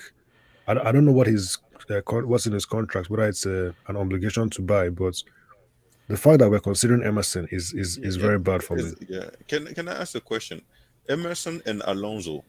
Alonso was better than Emerson, right? Alonso benched Emerson pretty much the entire season when Tuchel was here. Emerson, people won't agree with what I'm going to say now, but in my opinion, in my humble opinion, Emerson is worse than Alonso. I agree. Me too. I agree. Yeah. I don't know why we're looking for him. We're looking at him. Like, we know the reason why he has to go. He can't even get a 2 minute. When Tuchel I should say I'm going to this. interrupt you guys. I think- I'm going to interrupt you guys. Hold on a second. I just want to see the Lewis Hall post-match reaction interview, and then we'll continue. Just bear with us for 1 second, lads. Dream come true. Lewis, first of all, huge congratulations. How has it been for you today? Dream come true, really. Something I've worked towards since I was a kid, growing up through the academy, and finally got my opportunity today. So, just got to thank everyone, my family, and then the manager, obviously, and the fans for making me feel welcome and like kind of killing the nerves a little bit. You took it all in your stride. Yeah. When did you first find out that you were playing? During the day today. We got the team lineup or the starting 11, and when I saw my name, just instant shock and like nerve-wracking for a couple of hours, and just had to like sit there for a bit and just think, wow, this is the day, like. And yeah, as soon as I stepped onto the pitch, I think with the fans behind me and everyone wanting me to do well and stuff, it just gave me motivation and confidence to do what I can do. You look so comfortable from first minute to the last. You grew in the game, a couple of assists as well. Could it have gone much better? Not really, to be honest. I think I've got to thank my teammates as well for allowing me to have the game that I did, and I think also the manager as well for the chance to express myself on the pitch, and finally the fans like getting behind me and making me feel part of it. Certainly was a very special atmosphere. We were talking off camera, weren't we? This is the 5th level that you've played at this year. I mean, that's development for you, isn't it? Yeah, I know. I think first couple of games of the season I started in the under-18s and then just worked my way up, and finally achieved what my aim is at Chelsea, and just I can't lost for words really. I'm not surprised, but you're also incredible. You're the youngest ever Chelsea player to start an FA Cup tie. I mean, that's another badge of honour for you. The list goes on. Yeah, I didn't know that, to be fair. Yeah, proud moment, obviously. Yeah, I don't know what to say. Really. I'm not surprised. It's been an emotional day, I'm sure now. Obviously, at the start of the season, my aims, I've achieved my aims already, and I've gone beyond of what I wanted to achieve. So I suppose when I get home, I'll just have to take a couple of days to take it all in, and then think about what's next. Thomas, congratulations. Was that the perfect professional performance? Never perfect, but very professional, and throughout the complete first half and in the beginning. Sorry guys, is there any lag in the stream, or is it okay? Just let me know in the chat. Yeah, it's definitely lagging. Yeah, I don't know why. It's lagging? Yeah. All right. I'll try to slay out. Beginning of the second half until 5-0. We would have wished for some more goals, some more big chances in the following minutes, but we had also many changes and were a bit running out of defenders in the end of the match. So unfortunately we conceded one goal, but in general everything is fine because we approached the match very seriously and decided it very early. Was it important to manage the minutes of some of your players? Yeah, it was very important and had not so much to do with the result. This was some decisions were made before, and I think we go out of the game with no injuries, which is very important, and with the win that we wanted. 45 minutes for Mateo, 45 for Ruben. Both looked sharp today, didn't they? Yeah, good. Now we have to see if we have a reaction for Ruben's Achilles. Mateo is strong, very strong since he came back again. So you see what we missed also for weeks and weeks. It's good to have him back. He's a top professional, top player. We spoke about young players pre-match, didn't we? How impressed were you with Lewis Hall today? He did what he did in training, and it's also credit to the guys around him, like Saul, like Mateo, like Malang. Make things easy for him. Dressing room is very.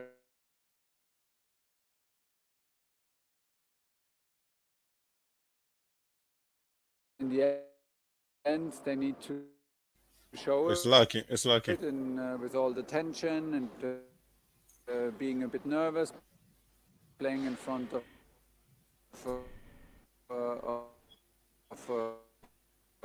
a big crowd.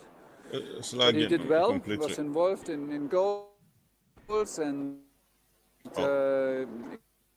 he has a lot of things to learn, but that's why he's with us. And now to continue.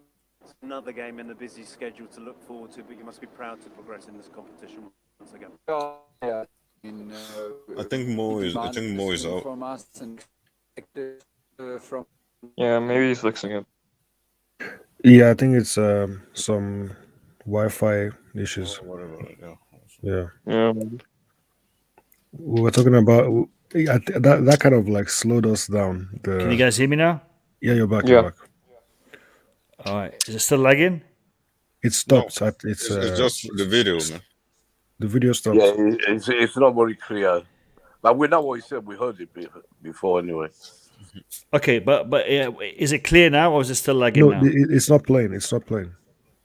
No, the video's gone. But I mean, am I clear? Can you guys hear me and see me? Okay. Yeah. Yeah. It was the. I think it was the video that was lagging the whole time. Yeah, not I the think so. All right.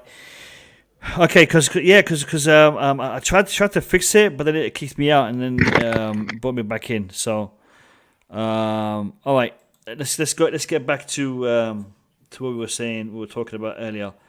I'm gonna try. Emerson, Yeah, I was talking about, look, Emerson, the only thing that Emerson is better than Alonso at is speed. He's faster, and maybe he looks easier on the eyes. That's it. He's not a better defender. He's not better going forward. He's just not better for me. So Tuchel shouldn't be in the position where he's having to consider bringing this guy back when the club was trying to get rid of him for so long. So I agree with you, man. 100%. Like, yeah, the thing is, okay, he should- I know we have to be careful. We shouldn't get the wrong option that we will be stuck with later on. That's not what we want, but you have to get somebody in, right? You have to decide what you want and go for it. You know, is it a youth player? I don't Is even it- think. Yeah, exactly. I think we should go for youth, and then we can all rest and just go move on. All this thing about waiting. At the end of the day, the Tuchel is going to tell us, "Oh, I agree with the fact that we have to promote Hall, for example. That's my decision." But we all know he just came and telling us they're still looking at options, which doesn't make any sense. There's no options out there.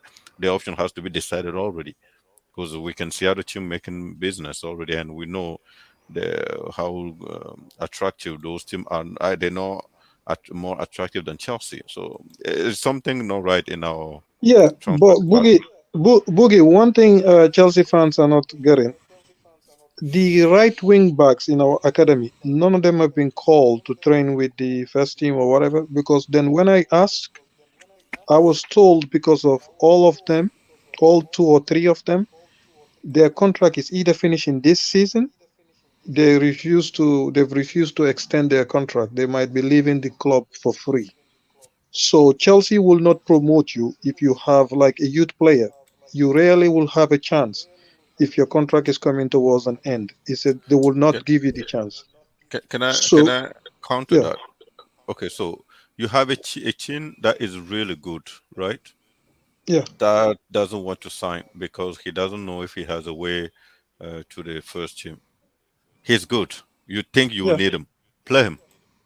Play him. Maybe Oh, that's the only thing that will get his family member to convince him. Yo, man, just sign for this team because actually, when they need you, me, they will pay you. But me and like, me you and you cannot will. hold him. No, that's what I'm telling you, Boogie. Me and you and most people will say, just play the kid. You might convince them, but Chelsea policy is not that. If you don't sign the contract, you don't play. If you check it, that's been the policy for a long time. If you don't sign the policy, Yeah, a I player they understand. want to keep, you will not play. They don't care. They will Yeah, put you on you. So that's the policy. Me and you, even the manager, will be like, you know what? Give me the player, let me play them. But that's the policy. That's the yeah, policy. I understand the policy. Isn't that policy that got us drink water? Yeah, I understand it. Listen, Bobby. Now I'm going to be on behind Bobby, man. Wait, Boogie. Before you bring Bobby here into this, Bobby, he's not here, but his opinion is, and his thoughts are, I'm gonna say something, and Bobby, if you're hearing this and you're able to jump on, please do. Yesterday, I specifically asked Andreas a question in respect to the role that surrounds the negotiator when it comes to bringing in players, when it comes to signing contracts, when it comes to selling players, in respect to Marina Granovkaia. And I asked him, as far as you're aware, as a journalist, and a person who has access to other journalists and who hears things from a journalistic standpoint, how involved is Marina Granovkaia in these deals, in these negotiations? Is she the one that makes these things happen, or is she just the one that comes in at the end and signs that piece of paper and brings a player in or sells a player as a formality? Now, his response was she has a massive role when it comes to these things. There is a team that do a whole bunch of stuff, but she is the one that is accountable and is responsible for making those decisions. Now, one aspect that you guys all mentioned is the fact that Chilwell has been out for a few weeks and will be out for the rest of the season. This didn't happen overnight. This didn't happen at the beginning of the window. This happened way back. Why hasn't the club taken action to remedy this? Why are we looking at Digne now? Why didn't we do the what is required before the window actually opened? Because a club can talk to another club before the window. We can't do we can't sign a deal until the window opens, but we can talk. There's nothing to stop us talking to other clubs. There's nothing to stop us negotiating with other clubs before the window kicks in. And we can literally sign a player the first day of that window. So why did we do that? Why has Chelsea left things so late? And the question is, why is this continuing? Why are we not addressing this? So Marina Granovkaia's role in this needs to be questioned. Boogie, I'm sorry for interrupting you, but I just wanted to say that. The thing is, I'm not actually blaming Marina that much. I'm just, it's a problem that Chilwell is injured. We already knew that way back. Knew that. Just 1 second. Is it still lagging? No. Is it still lagging, guys? No. In the chat, people let me know if it's lagging. Continue, Boogie. So I don't think I'm not blaming him, but I'm just blaming the fact that for me, the way I see Marina jobs is the scout team goes out or whatever it is, and there's a problem. They scout around. They say, okay, we have 1, 2, 3, 4, 5. This is the best, second best, the third best, or this is the, and then they talk to Tuchel say, or whoever assistant around Tuchel that look into those things and say, okay, yeah, this is priority. This will be the first choice, second, third choice. Then they go to Marina. Marina asks for what's the financial involvement on all those things, and then she'll be like, okay, this can do the job. I'd rather go with the cheaper. So my point is this: as much as I've been told he is the head of that department, that's why I keep blaming her. So if she is the one controlling even the scout department plus the financial, then something needs to be done. Then we need to talk about it. But if she's only there waiting for the options and pick 1 or 2 or pick the one that is financially sound for her, then we need to turn our back and talk to the scout department. Chilwell was out for 7 weeks. What exactly the option you gave to us? Or what's going on? Or maybe the options are on her desk, but she doesn't want to sign it. Then we just need more detail when it comes to it. But me, I still think not only Marina, but the scout, we need to get the person that is scouting for us. I mean, I heard Petr Cech is the one that scout Mendy. Is he the one scouting for all the player positions? We need to know. If it is Petr Cech, then just let her go after him, because we need a solution. It just doesn't make any sense to me that a team like Chelsea that fire coach like just the way we eat bread. It should not be a possibility that we need a player for 7 weeks and we haven't found anybody. It doesn't make any sense. The Romans should start firing people. That's my take. Yeah, the issue for me is this. Great time, short time. In Marina, we trust. Great time, short time. We trust in all aspects and all members of our club. But when things go wrong, we need to address them. Marina has the love and the respect of everybody here on the panel, but when there is an issue, we need to address it. We need to talk about it, and we need to look at things with open eyes rather than from a narrow perspective. I think it's unfair for Marina to be accountable for footballing matters, because she comes from a financial background, from the oil industry. She was one of the directors under Roman in his oil business before she came into the football business. So she will need assistance, will need support, will need guidance when it comes to matters that relate to football. And I think Petr Cech coming in is definitely someone who can assist in that. But I think there are things that need to be balanced. It's not just a financial perspective, but it's a footballing perspective. You can't run a football club without having a good understanding of injuries, of fitness, of form, of positioning. She needs to understand more in regards to football for her to be able to make better decisions.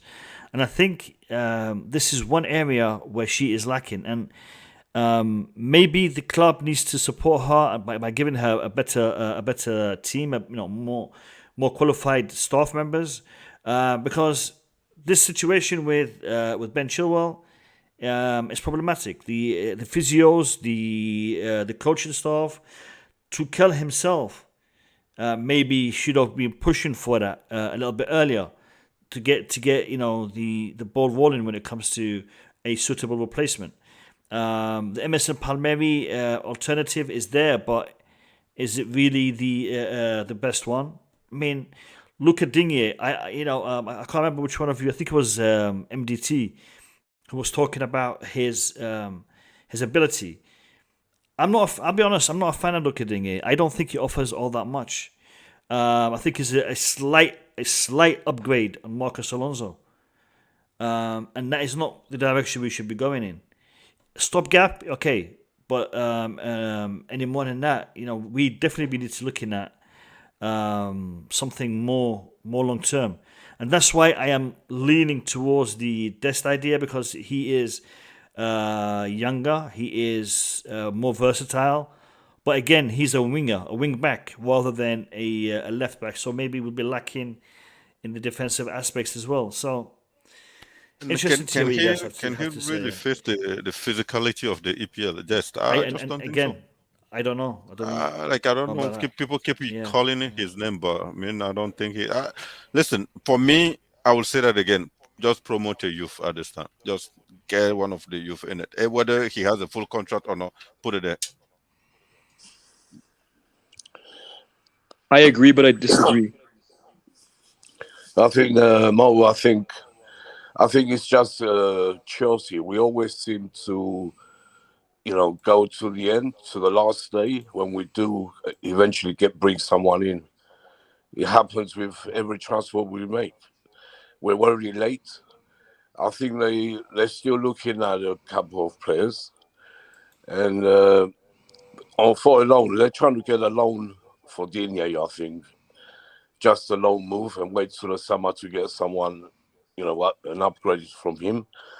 But I think right now we just need a left wing back urgently, very urgently. So even if we play Stuart Hall, it won't be so bad. But I don't know, he's not that experienced for the Premiership. But I think we're going to get someone, but it'll be very late. And the problem, we need the right wing back as well. Let's see if they get that player as well. It's very hard. We all wish we will have someone now, but it seems they always act on the last day. It seems like Marina waits for the best still, to get. That's what it looks like. 1 second. Showtime. Great time, Showtime. Send me a DM. I will send you the link so you can jump on and give us your perspective on the Marina situation. So just send me a DM and I will send you the link. Can I say something real quick? Sure, go ahead, Tex. All right. So we should not buy a left back or a left wing back in the January transfer window, because if we do, we are going to have 4, left backs or / left wing backs, and it's going to be it's going to be too much, and it's too much deadwood. And as for recalling Emerson, no, please, no. I want to save my mental health. And watching Emerson, like I forgot who said it, but Emerson is just better than Marcos Alonso only in pace. That is it. Luca Digne, I'm fine with him coming on loan. I don't think he's all that, but he is an upgrade certainly on Marcos Alonso, and I'll take that, but not Emerson. If we buy, it's going to affect our summer spending. I agree with Boogeyman. We should promote youth, but we should also get maybe a loan signing. I don't know who I'm thinking, Digne or Tagliafico on a loan. I don't think it's a good idea to buy a left back or left wing back. I think we should just get a loan and focus on youth, and then inshallah for the rest of the season. Yeah. All right. Guys, spare with me 1 second. I'm sending the link to Showtime. Well, he's going to say only Marina. He's only going to talk about Marina. No. I want to get the other side. I want to get a perspective. I want to get another perspective. So he wants to come in. He wants to give us his perspective. I want to hear it. I want to hear what he has to say. To be fair, I think Boogeyman touched on this. Marina is an easy target. We don't really know the people. Who else do we blame for these issues? So, I mean, let's not forget Marina. Marina is not a scout. Hold on. Listen. I have Showtime, who's just jumped in. I want to give him a chance to give us his perspective, and then we will discuss the whole thing together. So we need to have the different angles, different points of view, that we can have the discussion. Showtime, welcome to the stream. How you doing? First and foremost, I want to just start off with one thing. I guess you can't finish that. No, he didn't say anything. He just bounced out. What did he say? Did he say anything? He just first and foremost, and then just dipped. He's back. He's back. Hold on. Guys lost me there for a second, but I sorry, Showtime. I think it was a connection issue. Start again. I want to start off by one thing first. I always got to start with Assalamu alaikum to all my fellow Muslim brothers and sisters in the world listening. Wa alaikum salam. We know what we are. We know what we are. Champions of Europe. We know what we are. All right, Showtime. Let's get into it. Let's get into it. Yeah. Let's get into it. I'm listening to everybody talk and just about Marina and the board and bringing in players and buying players going into them. It's January. Marina, this is the first year or the first season that we can talk about Marina not doing this and that, how we not what. She has done a successful job these previous years. I agree. When it comes to bringing in managers, when it comes to bringing in players, there's certain players that she probably doesn't even have a say on who we bring in. We have to start with the scouting department, who has been poor, who has given us the likes of Danny Drinkwater, Ross Barkley. There's a list of players that we didn't want, that we didn't even know about. Danny Drinkwater played alongside Conte. Conte made him look successful. We brought him in, and then he looks like he doesn't even know what his left or his right foot is. Ross Barkley, today, he's very poor. So we can't blame Marina for the players that have came in. She is the director, of course, yes. But there's somebody above her that has the final say on, okay, we're going to bring this player. Okay, Roman Abramovic gives the green light on who we bring in. Marina calls him before anything goes down. She has no pull. She's just the face. But the face, there's a face behind the face. It's a contradiction, but it sounds crazy, but it is what it is, isn't it? At the end of the day, bringing in a left wing back at this time of the season or right wing back is out of it. We're not going in the market in January, guys. We're not talking about the summer. We're talking about you guys want us to go and bring in Digne. He's on high wages, and he's not defensively, he's not sound. So I agree with Boogeyman. You go back in there and go bring our loan players back. Emerson, Matson. No. Tex, let him finish. Sorry. Yeah. We can't go. We got understand text. You think spending money on a left wing back now is necessary when eventually we're gonna have to make up we have to spend for two left wing backs. Marcus Alonso is leaving in 2023, and we have to get a backup for Chilwell. So if we're not going to promote our youth, then we're going to spend twice as much on a left wing back in the summer of this year and next year following Marcos Alonso's departure. And now that Azpilicueta is going to leave, we're going to have to go out and get a right wing back as well in the summer. So we're not spending money now. You got to think about planning ahead for the future. How are we going to be able to spend all this money now and plan for the future? And then we're going to have to sign, if Christensen nor Rudiger chooses to sign, how are we going to go back in the market in the summer and get another 2 center backs that we're going to have to buy? So we spending money now is not necessarily the smartest thing to do. And then think about it. Super Tommy Tuchel has a say on whether or not he wants these players to come in. He probably looks at Dean and like, can he play defensively? Can he fill the gap of what Chilwell was doing for us? And he probably thinks not so. And that's not a good signing for us as well. He's more of an upfront attacking player. So we got to think about these players that we want to come in, and you got to think if it's best for the club, or is it because you say Marina is only financially sound. Okay, you got to put her hat on now. We bring in this player, and he's on high wages. Now that takes away from, okay, are we going to be able to keep him long term, or this is just a loan deal? And then we got to take on his salary if it's a loan deal. This is a problem. We don't want to pay too much players so much high wages and then come back and lose money when it comes to signing players in the summer. So Marina we trust, and Super Tommy Tuchel we trust, and it's Chelsea, guys. It's not Man City where they have players worth the whole players is worth $1 billion. Short time. Okay. I want to ask you a couple of questions. You have said that the decision to sign players falls under Roman Abramovich, correct? Yes. Okay.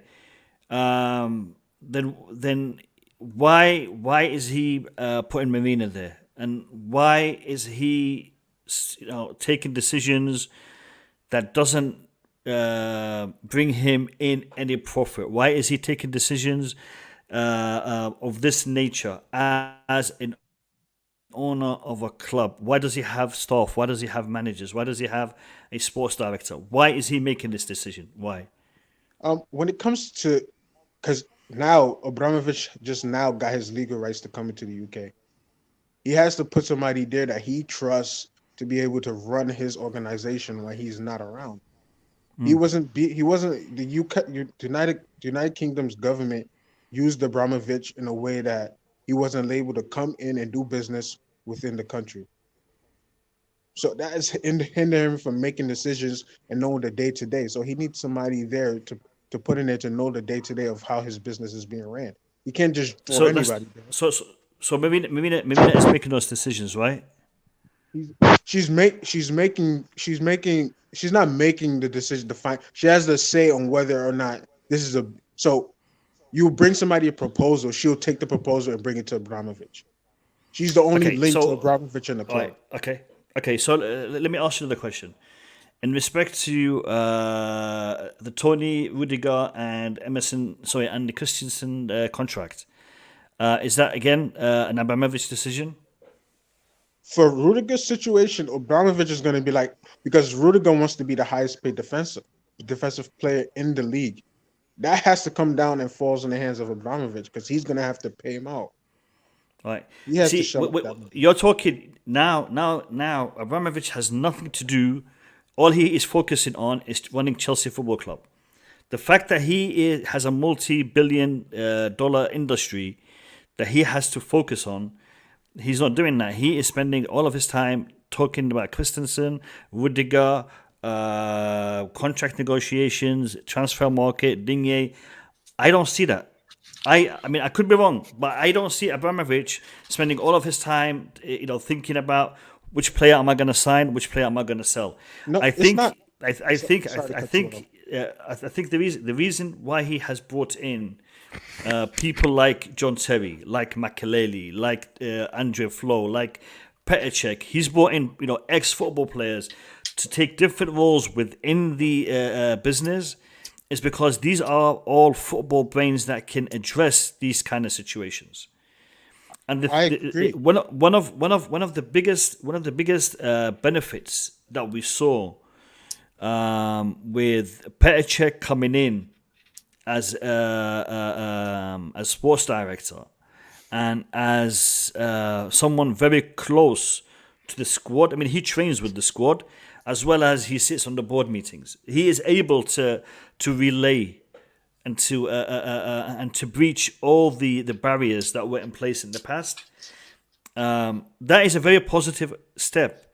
However, I believe that Marina Granovkaia does not have the ability to take on footballing decisions without the assistance of people in the know when it comes to football.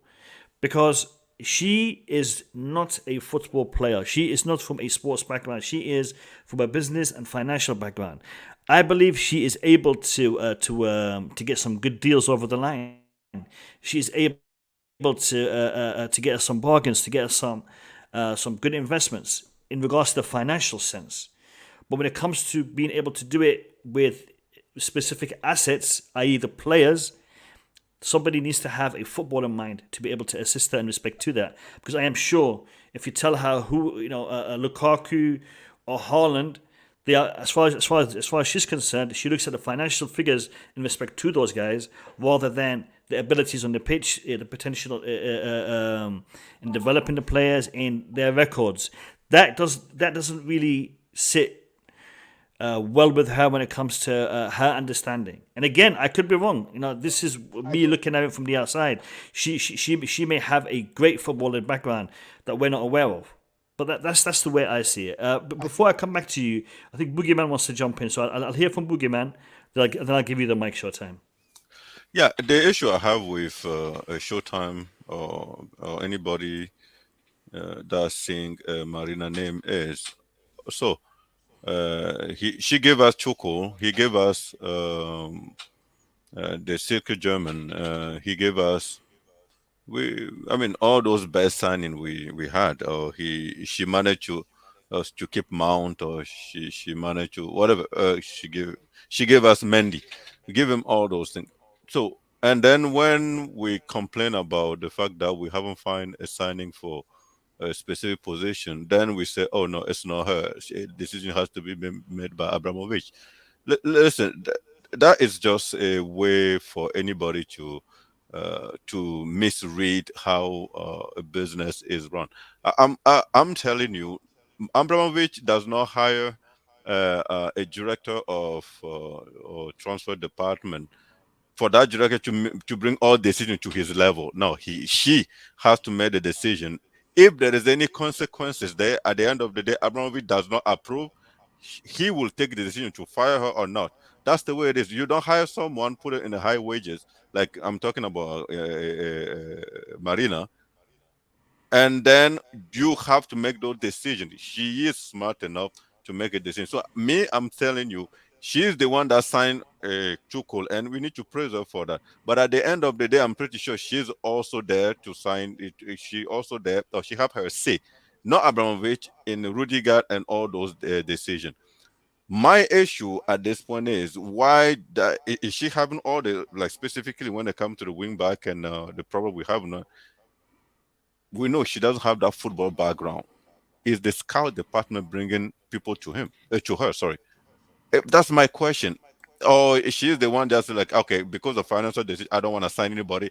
Then the scout, the department just said that, okay, we heard for her, we have heard from her, and we're not going to sign anybody. So we just sit down there and just wait. I'm not sure how the whole thing works, but it's not possible in no company that you have a director of something and the owner is the one making the decision. It just doesn't exist. It's nonsense for anybody that say that. That's my biggest issue.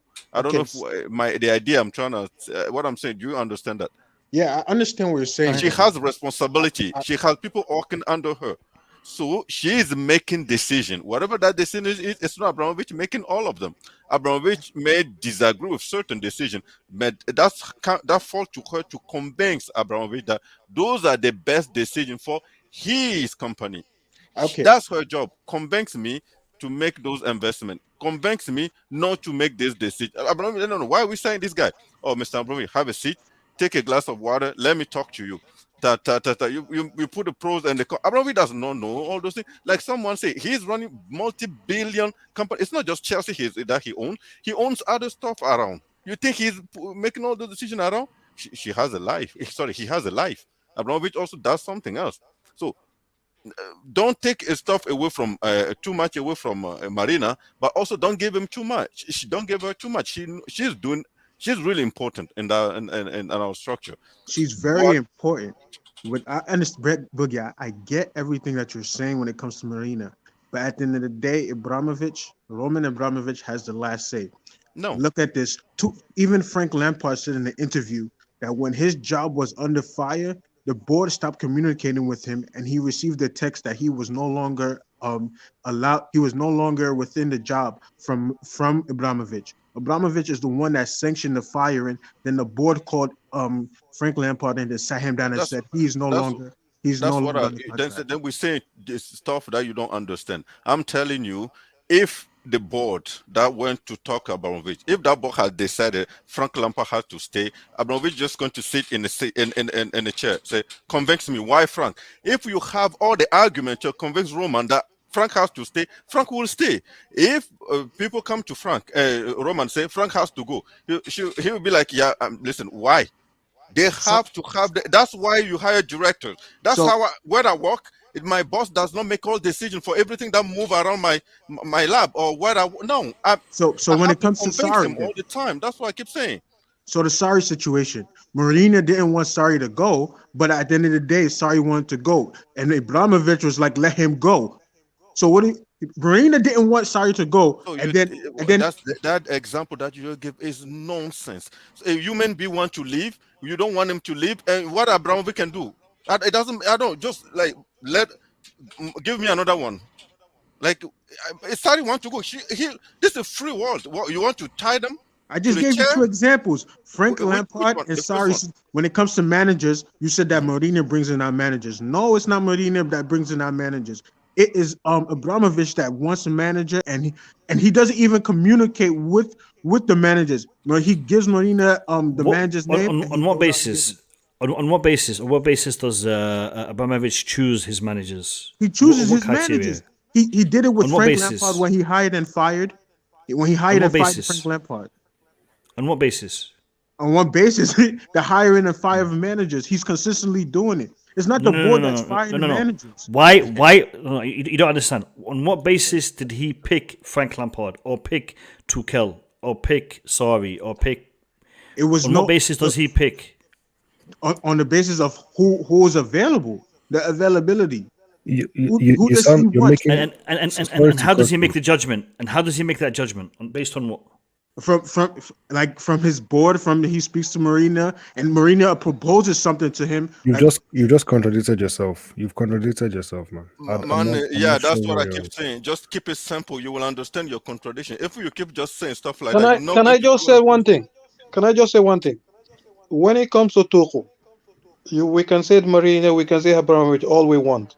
The key person in all of that Tuchel, whatever, when Chelsea were looking around, the key person that said Tuchel, that keep the ball rolling is Petr Cech.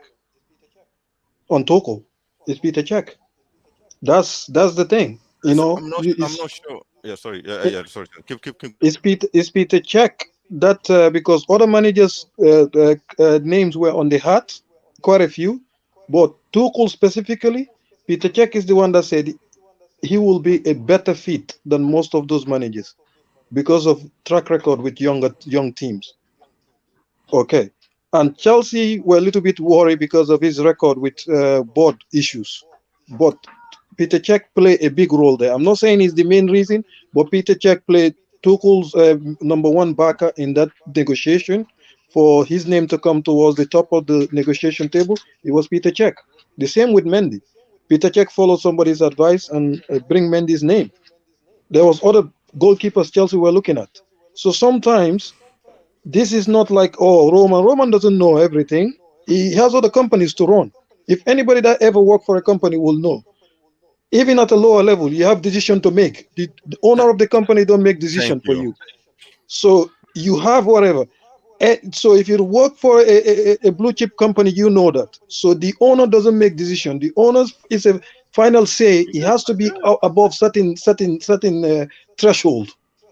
Okay, the directors, that's what you get paid for.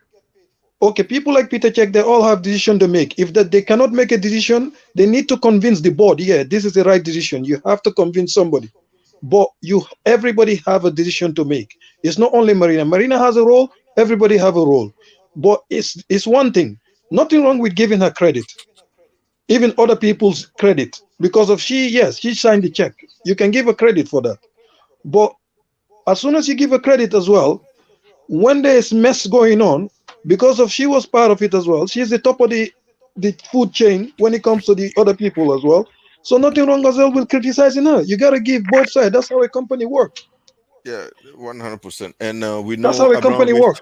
Abramovic has wanted Shevchenko. We know he bought Shevchenko. There's a few decisions that you are a multi-millionaire and you're just doing some whatever you want to do with your company. He bought in Shevchenko based on something, correct? He had a relationship with him. Shevchenko was a very good footballer at the time. Yes, it was towards the end of his career, but he was still at a very decent level. And bringing him to Chelsea, no issues there. Abramovich behind that, no issues there. I'll give you an example. A massive decision that was taken by Chelsea recently was to be part of the Super League. Chelsea decided to join this group of clubs. Now, when it started to go pear-shaped, we then found out that Abramovich had only been consulted about the idea, but he wasn't the one that gave the go-ahead. It was the Bruce Buck who was the one who gave the go-ahead for this. Now, this is a massive decision. Abramovich, he is the one who then ordered the club to issue a withdrawal statement and to leave the Super League. What I'm trying to say is Abramovich did not get involved in that decision, and that is a massive decision. So for people to come out and say he is the one who signs a contract extension or signs a player, no. Marina Granovkaia has the accountability for that and the responsibility for that. Okay. Now, if you want to defend her, go right ahead, and I will defend her with you. But I will defend her by saying the following. I will defend her by saying, let's give her the resources, let's give her the staff, let's give her the people who have the know-how in order to enable her to make the right decision in the right time frame. Because the situation we are currently in, there's two key situations. Number one, the contract debate with Christensen and Rudiger, which has been going on for quite some time, for a couple of years. And this situation has been fluctuating because at certain stages of the negotiations, Rudiger did not want to stay at Chelsea anymore. And that has changed since Tuchel has come in. So the whole scenario has changed. So we can't put the whole situation on Marina's lap and say it's totally her fault. But what I'm saying is this is a situation that is of concern and it needs to be addressed. This needs to be addressed. It needs to be finalized. That's number one. Number two is the speed in which we are able to react to developments, i.e., the Ben Chilwell injury. Ben Chilwell is going to be out for the rest of this season. We should have already put steps into place to find his replacement that we can sign in January, either on loan or a transfer, and somebody of the caliber that meets our expectations of Champions League qualification, of Premier League title race. We need to think in that way.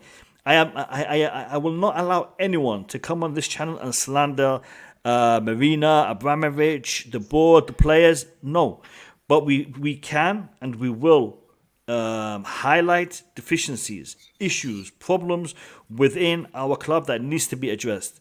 Showtime, take it away, mate. So I agree with what you're saying, but I'm trying to tell you that Marina's job is not. She has no, like you said, she has no say on what players to bring in. She negotiates whether or not this financially is this good fit for the club, and then she take it to Abramovich, and Abramovich will approve or not approve.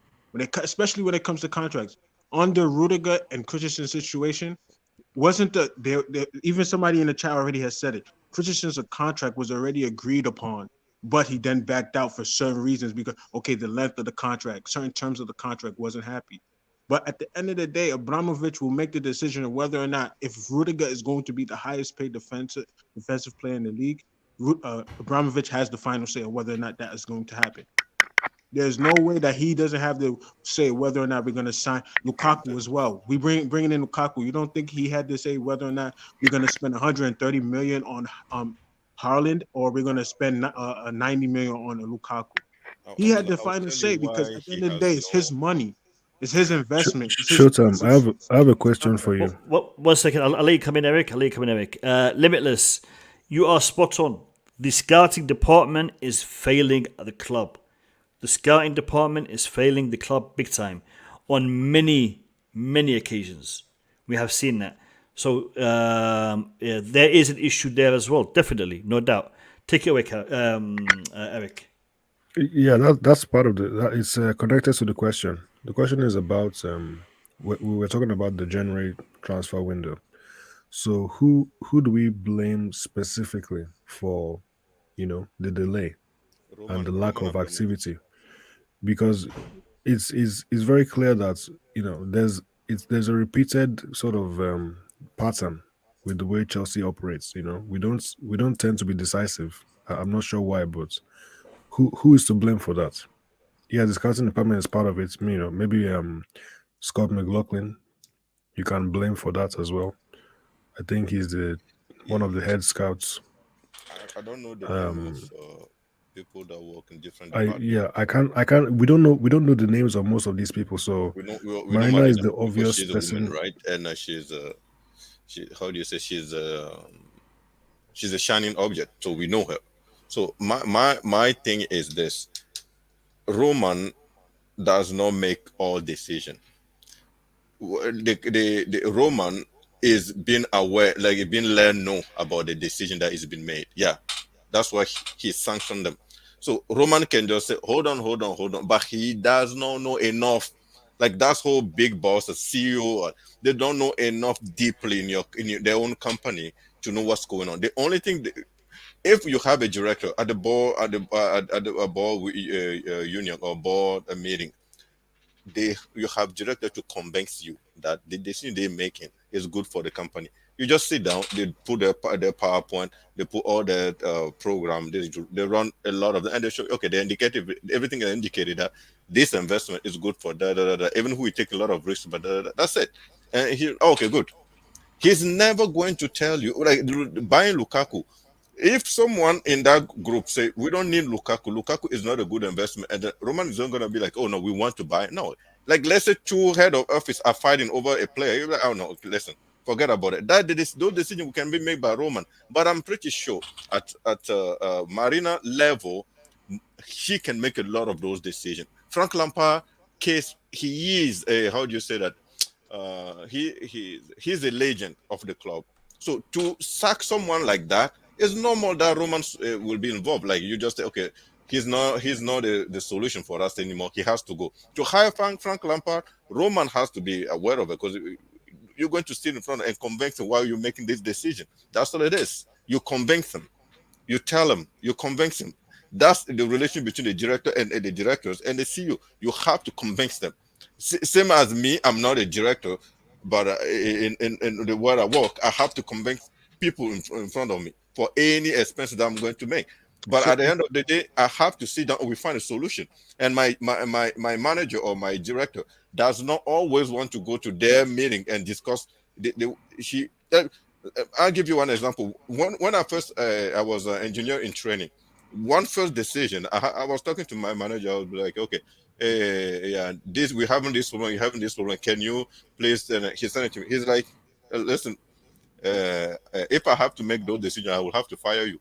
I hire you to make those decisions. If those decisions backfire, I will fire you also. That's why we hire you.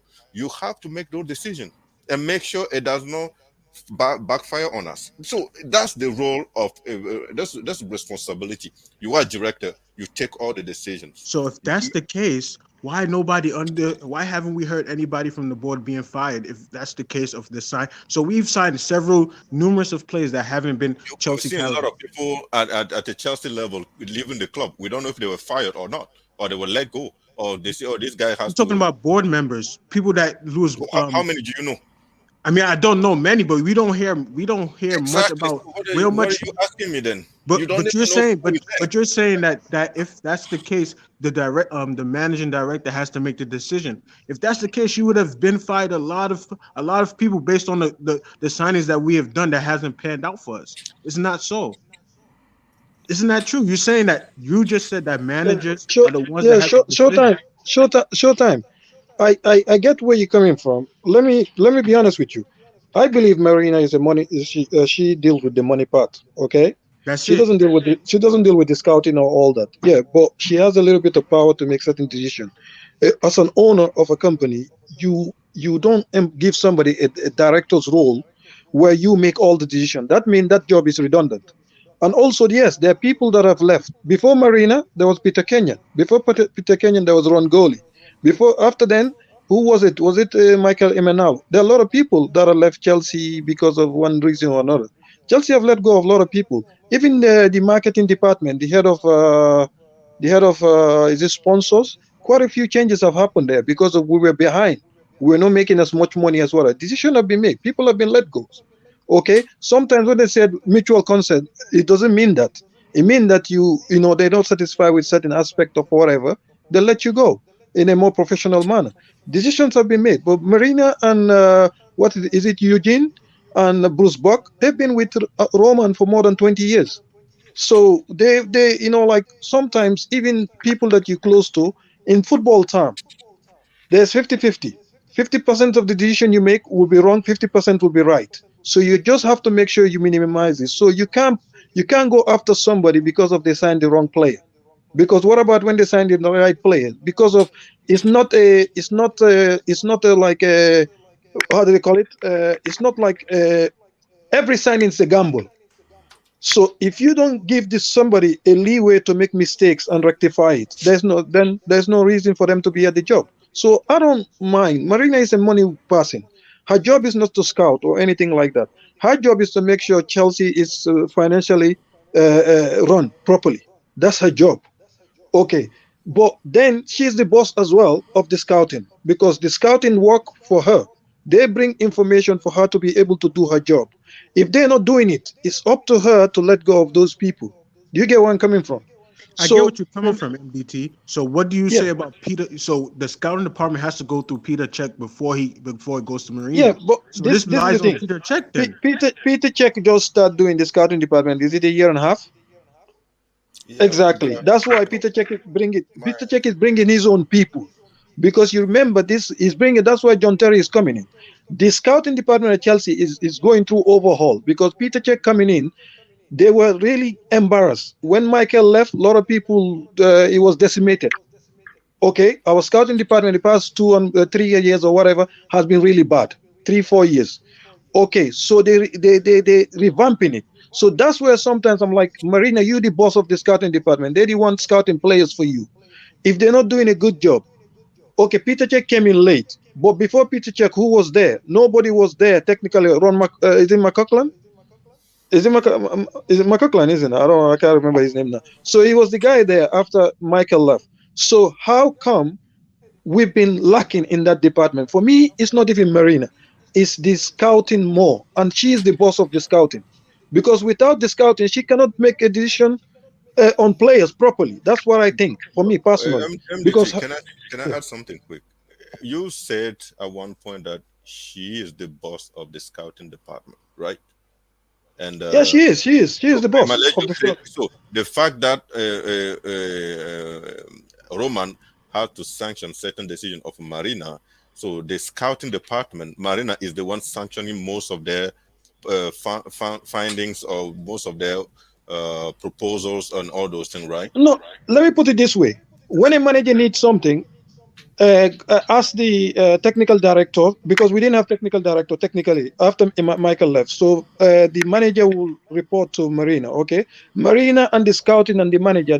Marina will, and the set like example, say, okay, now we have Petr Cech. So Petr Cech will liaise that between Marina and Tuchel. Then Petr Cech will work with the scouting, bring in the scouting will bring in number of people that the manager need. Then the prices will go. The manager will choose who is first, second, third, or whatever. Then Marina will negotiate. Okay, but before Petr Cech came in, it was between Marina and the scouting and the manager. So there was a gap because there was nobody who's a football knowledge that have that was in part of the boardroom. Now Yeah, Petr so Cech is part of the boardroom, which I helped Marina. I understand why people tend to give Marina a lot of credit, because before she's directly in contact with the coach and the staff, and then somewhere there the scouting. But my point is, then when the thing does not go our way, we need to blame her also. It cannot just like Showtime. It cannot just be always let's sing Marina name. And when we're talking about why we don't have anybody, no, in fact it is a Roman. So that's my point I'm trying to make. Marina actually has a decision to make. And second, if we have a scout department, she needs to just make sure that if she is the top of it, I'm not too sure who is it. If she is No, the top she is the top. She is the boss, because without the scouting department, she cannot make a decision. So that's it. She is the or the proposal, the offer, or whatever the finding of the scout department. So she needs to But I and agree with what you're saying. it is still her responsibility to fix it, because it's not working. Yeah. So, but it's like MDT. No, finish Yeah. it. I'm sorry. Yeah, it's like what MDT was saying. If the people under her are not doing what they're supposed to do for her to do her job effectively, she needs to make a decision to replace them, right? So the person who you would look at is Scott McLaughlin, right? He's the chief scout. So he is the person that I'm looking at the most, because he's supposed to be in charge of all of it, right? So yeah, he will be the one to make sure we get the right signings, get signings on time, things like that. So I'm assuming he would be the person to, maybe to blame for us not getting the deals we want to get done. So I mean, if you look on what Mo is showing us now, you see the director's Bruce Burke. You don't see that's Marina. She's the board. She's a board member. She's in charge of the but like you said, you guys said finances. Okay, I give her that. I sing her name based on the contract that she signed. I don't sing her name based on. But it's connected. That's the point. The point is the work done by the scouting team is connected to the finances, isn't it? So okay, but you guys are saying that she's holding us on signing players. Why would she go in the market and buy players like Digne and Des? We say we don't know how the system is functioning. We have a problem with anybody singing her name, and then when we say why this one is not working, then people telling us it is Roman. That's my that's he gives the green light on what he wants to spend. His money. You guys got to figure out. No company works like that. That's the problem. You don't get. I don't understand. It's not like it's so simple. Like just bring it to whatever you work where you're working. It's not that easy. When you want to spend money, it doesn't go all the way to the investor that is sitting somewhere in Russia or in New York. No, company is owned by an investor. They don't even care about what decision is making. As long as at the end of the year, they look at it and say, okay, or whatever they're hearing, or their name is properly protected. That's all they care about. But it's They his don't own make money. decisions. How many times have we heard that Abramovich is funding this with his own money? It's not the club's money. You're talking about his money. He doesn't want to lose money, so he has to know. Okay, I'm gonna bring in Digne, and his salary is 90 to 100K weekly. I'm gonna be shelling out that money. You think Abramovich care about 100,000 K a week? You think he doesn't? In a I don't think so. I think if you go there and you convince him that that is the right investment for Chelsea, he will sign it. You just have to bring the argument, and those arguments has to come from someone that went to school and have all the pedigree to be. And then he will say, "What about our academy graduates?" Then he'll say, "What about our academy graduates?" I'm putting money to the academy. One thing. Short time. Let me finish this. No, let me. Yeah, but Boogie. If Roman has to ask Marina, what about the academy? That means Marina didn't do her job. You can't with all the options. You have to just tell them. Yeah, but Boogie. Yeah, Boogie. One thing though. Roman is very passionate about. That's the academy. Okay, so that's why I'm telling you things are gonna change this summer.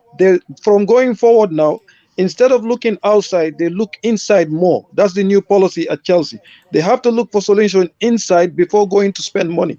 We are not that rich. People think the owner is rich, but Chelsea is not that rich.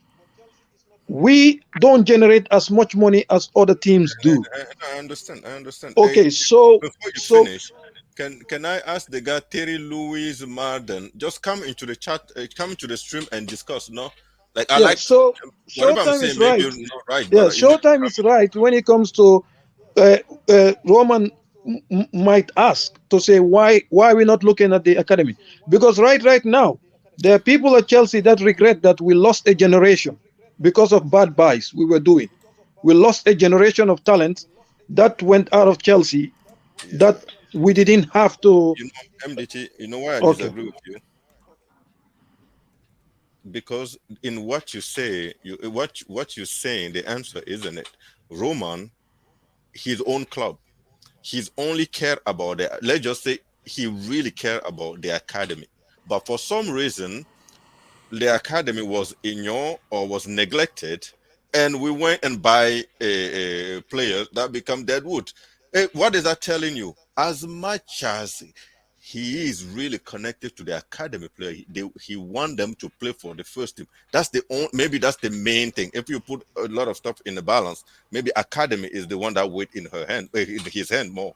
But for some reason, he loved the academy a lot. He does. Them. You use the word love. He loved them. But at the end of the day, for some reason, during the 5 or 6 last year, we neglected what he loves, and we invest in deadwood. What is that telling you? That means people under him that he trusts are making more decisions. Because if all decisions were to be made by Abramovich all the time, which is not the way company or big corporation are run, you will only see academies. So that just means people just make decisions, and at the end of the day, they tell them we make deal. You be like, why? They say, okay, because this is. Like, oh, okay, because he has other stuff to handle. You think Marina is the only director he has under him? No, he has other company. So that's my point. Every time you say something, it just proves the fact that Roman is not always. Of course, when you want to sack a legend, of course, when you want to hire a legend, that's the name. Frank Lampard is when you want to sack Jose, when you want to bring back Jose, you don't think he has a say on bringing back Jose or firing Jose? You think that day when before we talk to Jose, Abramovich is bringing they say, oh, we want bring Jose now. No, he will suggest it. Showtime. I know that there are things in Chelsea where Roman left it to Marina to decide. There are things that there are people that have contract at Chelsea. It was Marina's decision. Sponsorship. I think she's a sponsor. No. Believe me, there are some people that had a contract at Chelsea. It was Marina's decision. You cannot work with somebody and trust them, and don't make them make decision all the time. Sometimes you can't, because that means that you're undermining their authority. So sometimes, not every decision Roman will not let Marina do. Come on, she's a competent woman. She can make decision for herself. So certain decision, yeah, she will have to take it to Roman, but not every decision. That it doesn't work like that, because I will even send you newspapers article where certain decision, she is the one that puts her foot down to tell even Roman to say, let's go this way. Okay, articles have been written about those things. That okay, certain things happen, like Mourinho coming back to Chelsea. That was Marina play a bigger role there than most people. She did. Okay, and Didier Drogba's final contract at Chelsea, Marina played a bigger role. She wasn't even director of Chelsea. She did. So there are things that she did that she stepped up and say, you know what, trust me here. I know what I'm doing. Let's do it this way. So not every decision is made by Roman. Roman, you cannot have somebody at the top level in your company and you don't let them make decision. So what's the purpose of them being there? I agree with you, MDT, but I'm not saying that. Hold on. Sorry, short time. I've been listening for a minute, and I just wanna reflect on some of the things I've heard. Short time. I'll let you come back in straight after me. I think there is some sort of confusion in respect to people who are defending Marina and people who are criticizing Marina. Both sides want to see Marina succeed, and both sides think Marina has the tools to succeed. But the issue is this: both sides need to understand that Marina is a human being. Therefore, all of her decisions will be flawed, because humans are flawed. Therefore, you may make a decision today and it's perceived to be a good one, but maybe 6 months down the line, that same decision that everybody was perceiving to be a good one has no longer become a good one because of the situation and the way things develop. I'll give you an example of what I'm talking about. Last transfer window, Marina sold a whole bunch of players. She raised a lot of money, which enabled us to have a big signing, and yet not cost us anything because of the way she did her expenditure and her sales. Everybody was happy about that. Everybody was praising her for doing that. We were all happy that she did that. Now, halfway through the season, we started to look at it and thinking, no, Marina made some mistakes there, because had she not have sold this player or that player, had she not have loaned this player or that player, it would have been better for us. Therefore, in hindsight, her decisions have been flawed. Now, that same decision that was being praised is now being criticized. Things are going to be like that every time, every decision you make, because you can't plan for COVID. You can't plan for players being injured for the whole season. So when we are talking about Marina, I don't want people to think that it's something personal. That she. We are saying that she is bad at her job. She's not bad at her job. Nobody's saying Marina is bad at her job. On the contrary, she's very good at her job. She has done a very, very good job in many ways.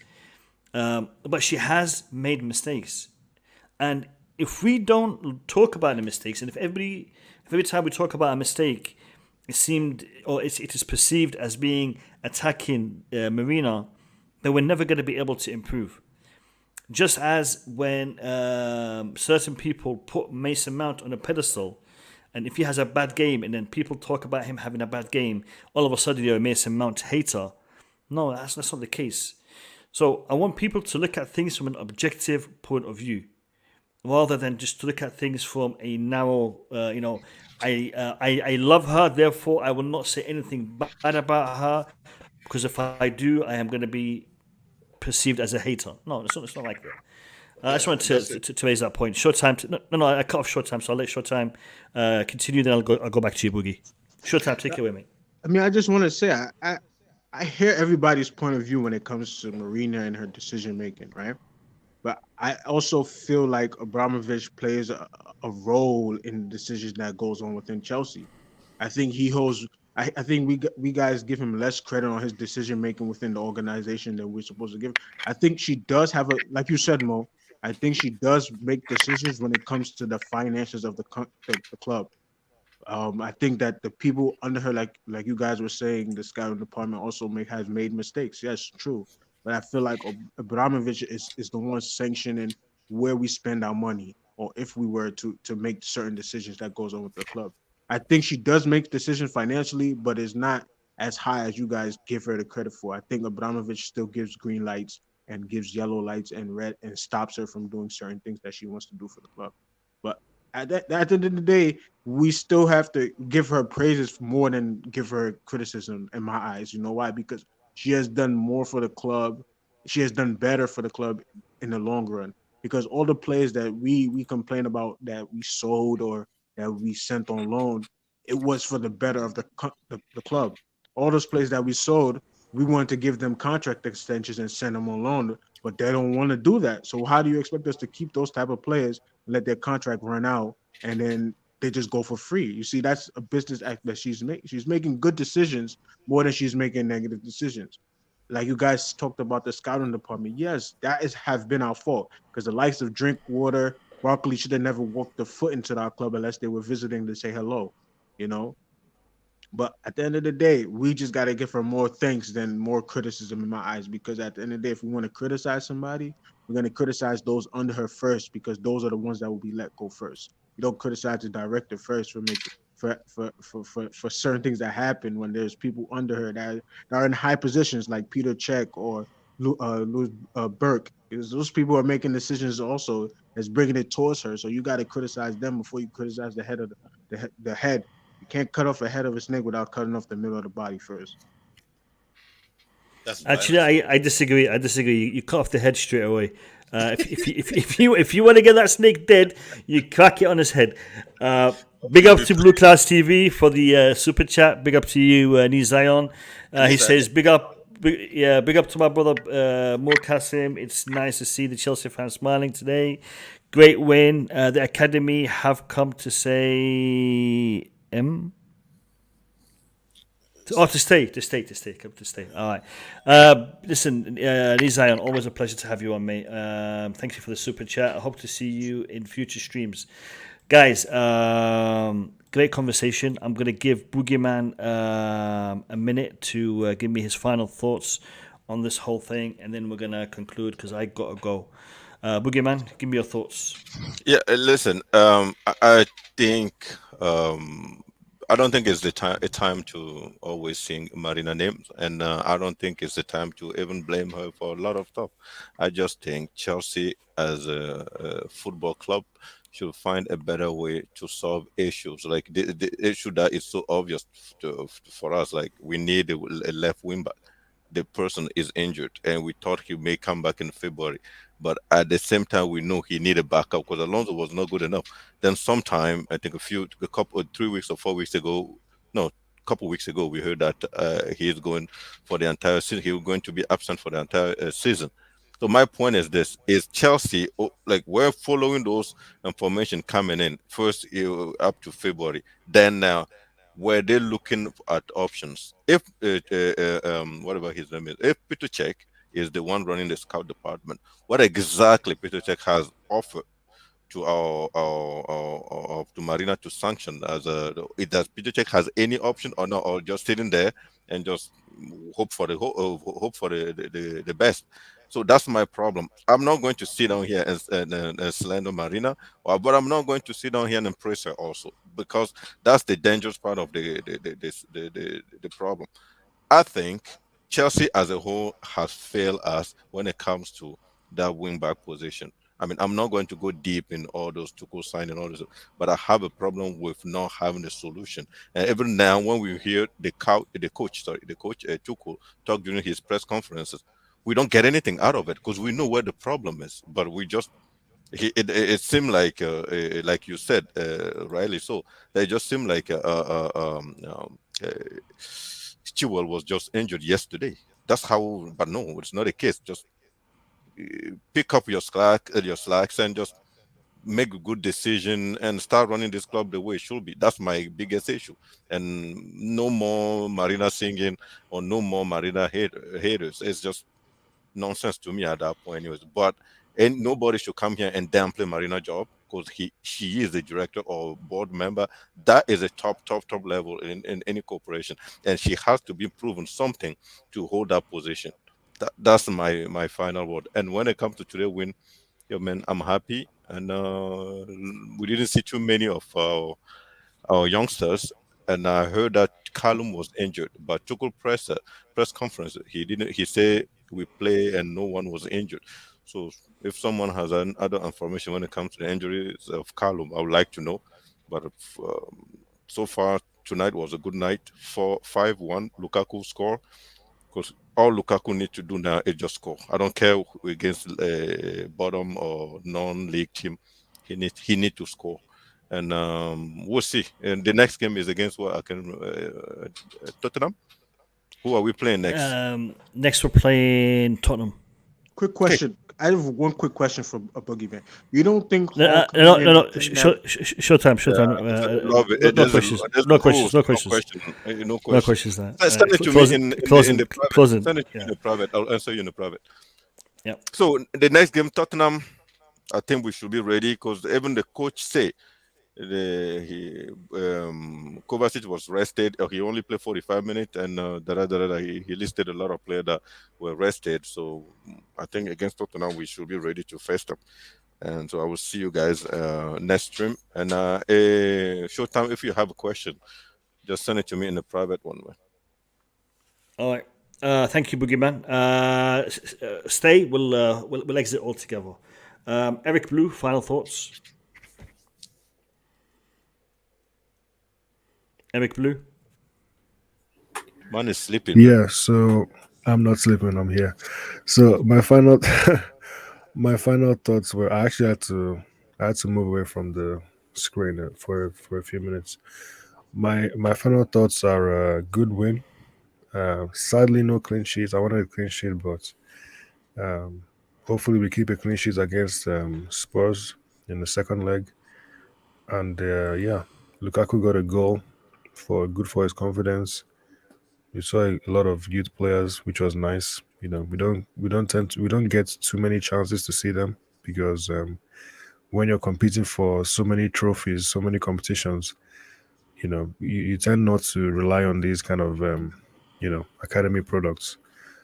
But obviously we have a lot of them in our first team, and that's good. But yeah, just good results, and we move quickly to the next game, and hopefully, the performances have been improved recently, so I'm a lot more optimistic about the future. I think Kante had COVID, or that's what I heard anyway.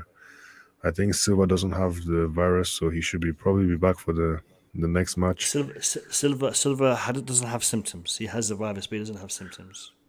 Yeah, I think I was watching the Chelsea. That's Bella. Bella doesn't have it. Bella, his wife. Oh, his wife. Okay, okay. So she's saying, I'm still good. I'm still good. They don't share kisses in their relationship. Is that what it is? I expect Thiago Silva to be back for the next game. So that's positive. Yo, sorry, Mo. I have to say that, man. Sorry. Yeah. All right. Thank you, Eric. Much appreciated. Thanks for being on. Let's go to Nick Blue. Nick Blue, final thoughts, mate. Nick Blue is definitely sleeping. Nick. Yo, Nick. Yeah. No, Nick's sleeping. Nick's sleeping. Blue, Nick. All right. All right. Let's go to Showtime. Showtime. Give me your final thoughts, mate. Final thoughts of today. Great match. In Marina Granovkaia we trust, and Super Tommy Tuchel we trust. It's only going to get better. We still have a chance to win the league. The league is ours. The Champions League is ours. The FA is ours. The Carabao Cup is ours. You just got to give Tuchel what he wants in the summer. I don't think going in the market this January is a need. Go into our academy, go into our loan department, and recall some of our players and let's show up that left and the right side. You missed one trophy. You missed one. World Cup. Yeah, I mean that's ours too. It's so many cups that we're gonna have this season. We're all gonna forget about the injuries to Chilwell and to Reece James going down. But I thank you for having me on, Mo. I appreciate My pleasure. it. And, Always welcome. Always welcome. Muslim brothers and sisters. Cheers. عليكم السلام. Shukran. MGT, final thoughts. Yeah, Showtime. I think this is the first time we've been on the same stream together. It's nice to meet more Chelsea fans. Always a pleasure. Unlike Boogeyman is too French for me. So no, to be honest, today I was pretty happy with especially with Lewis Hall, and also it was a professional performance, and we didn't extend ourselves, which is good at this time of the season. You shouldn't exert so much energy in games, so you have to manage it. So, which is a good thing. It's like a training ground exercise today. So it's not something I'm worried about or anything. With this situation with the wing backs or whatever, like you know me from the beginning, I always said promote within. The only reason why I'm even a little bit worried is because of the way the loan contracts are written. We're not in the position of strength to recall them. It has to be from the clubs that we loan the players to. So which made me a little bit worried. And also the players that can play that position very well in the academy, quite 3 or 4 of them, they're refusing to sign new contracts. So that's why we have not seen them. That's what I had. So that's a little bit like, let them just play because we need them. Let them just play. It's not a big deal. But I understand our policy at Chelsea is if you don't sign a new contract, a young player, you will not be part of the first team. That's been the policy since I don't know how long that's been going on now. So, but I think we should find a solution. Even if it's promoting within, we do that. But if we're gonna sign, I don't want to sign in people like Digne. Look at Digne is not the solution. We can either go young, or if we're spending money, it has to be spent on player that can be a Chelsea player for the next 10, 15 years. It shouldn't be like on just short gap, big wages. You spend the money you need to spend in the summer on a part-time player that's not gonna improve your squad. So, but all in all, we just have to just hope the injured players come in, and we forgot about this argument even or discussion like it never happened. For me, whilst you are at Chelsea, I'm pro Chelsea. And the Petr Cech, this is his he's been at Chelsea, this is the second year or whatever is going in. He's working on changing the whole structure in the scouting department. There are a lot of changes that are gonna happen this summer. So a lot of people are gonna come in from football background, and they're gonna promote within, have people in the board that will help in that. So things are changing at Chelsea. So I think the future is really bright. We just hope that we don't mess it up. That's all. We just hope that we don't make the mistakes that we did before.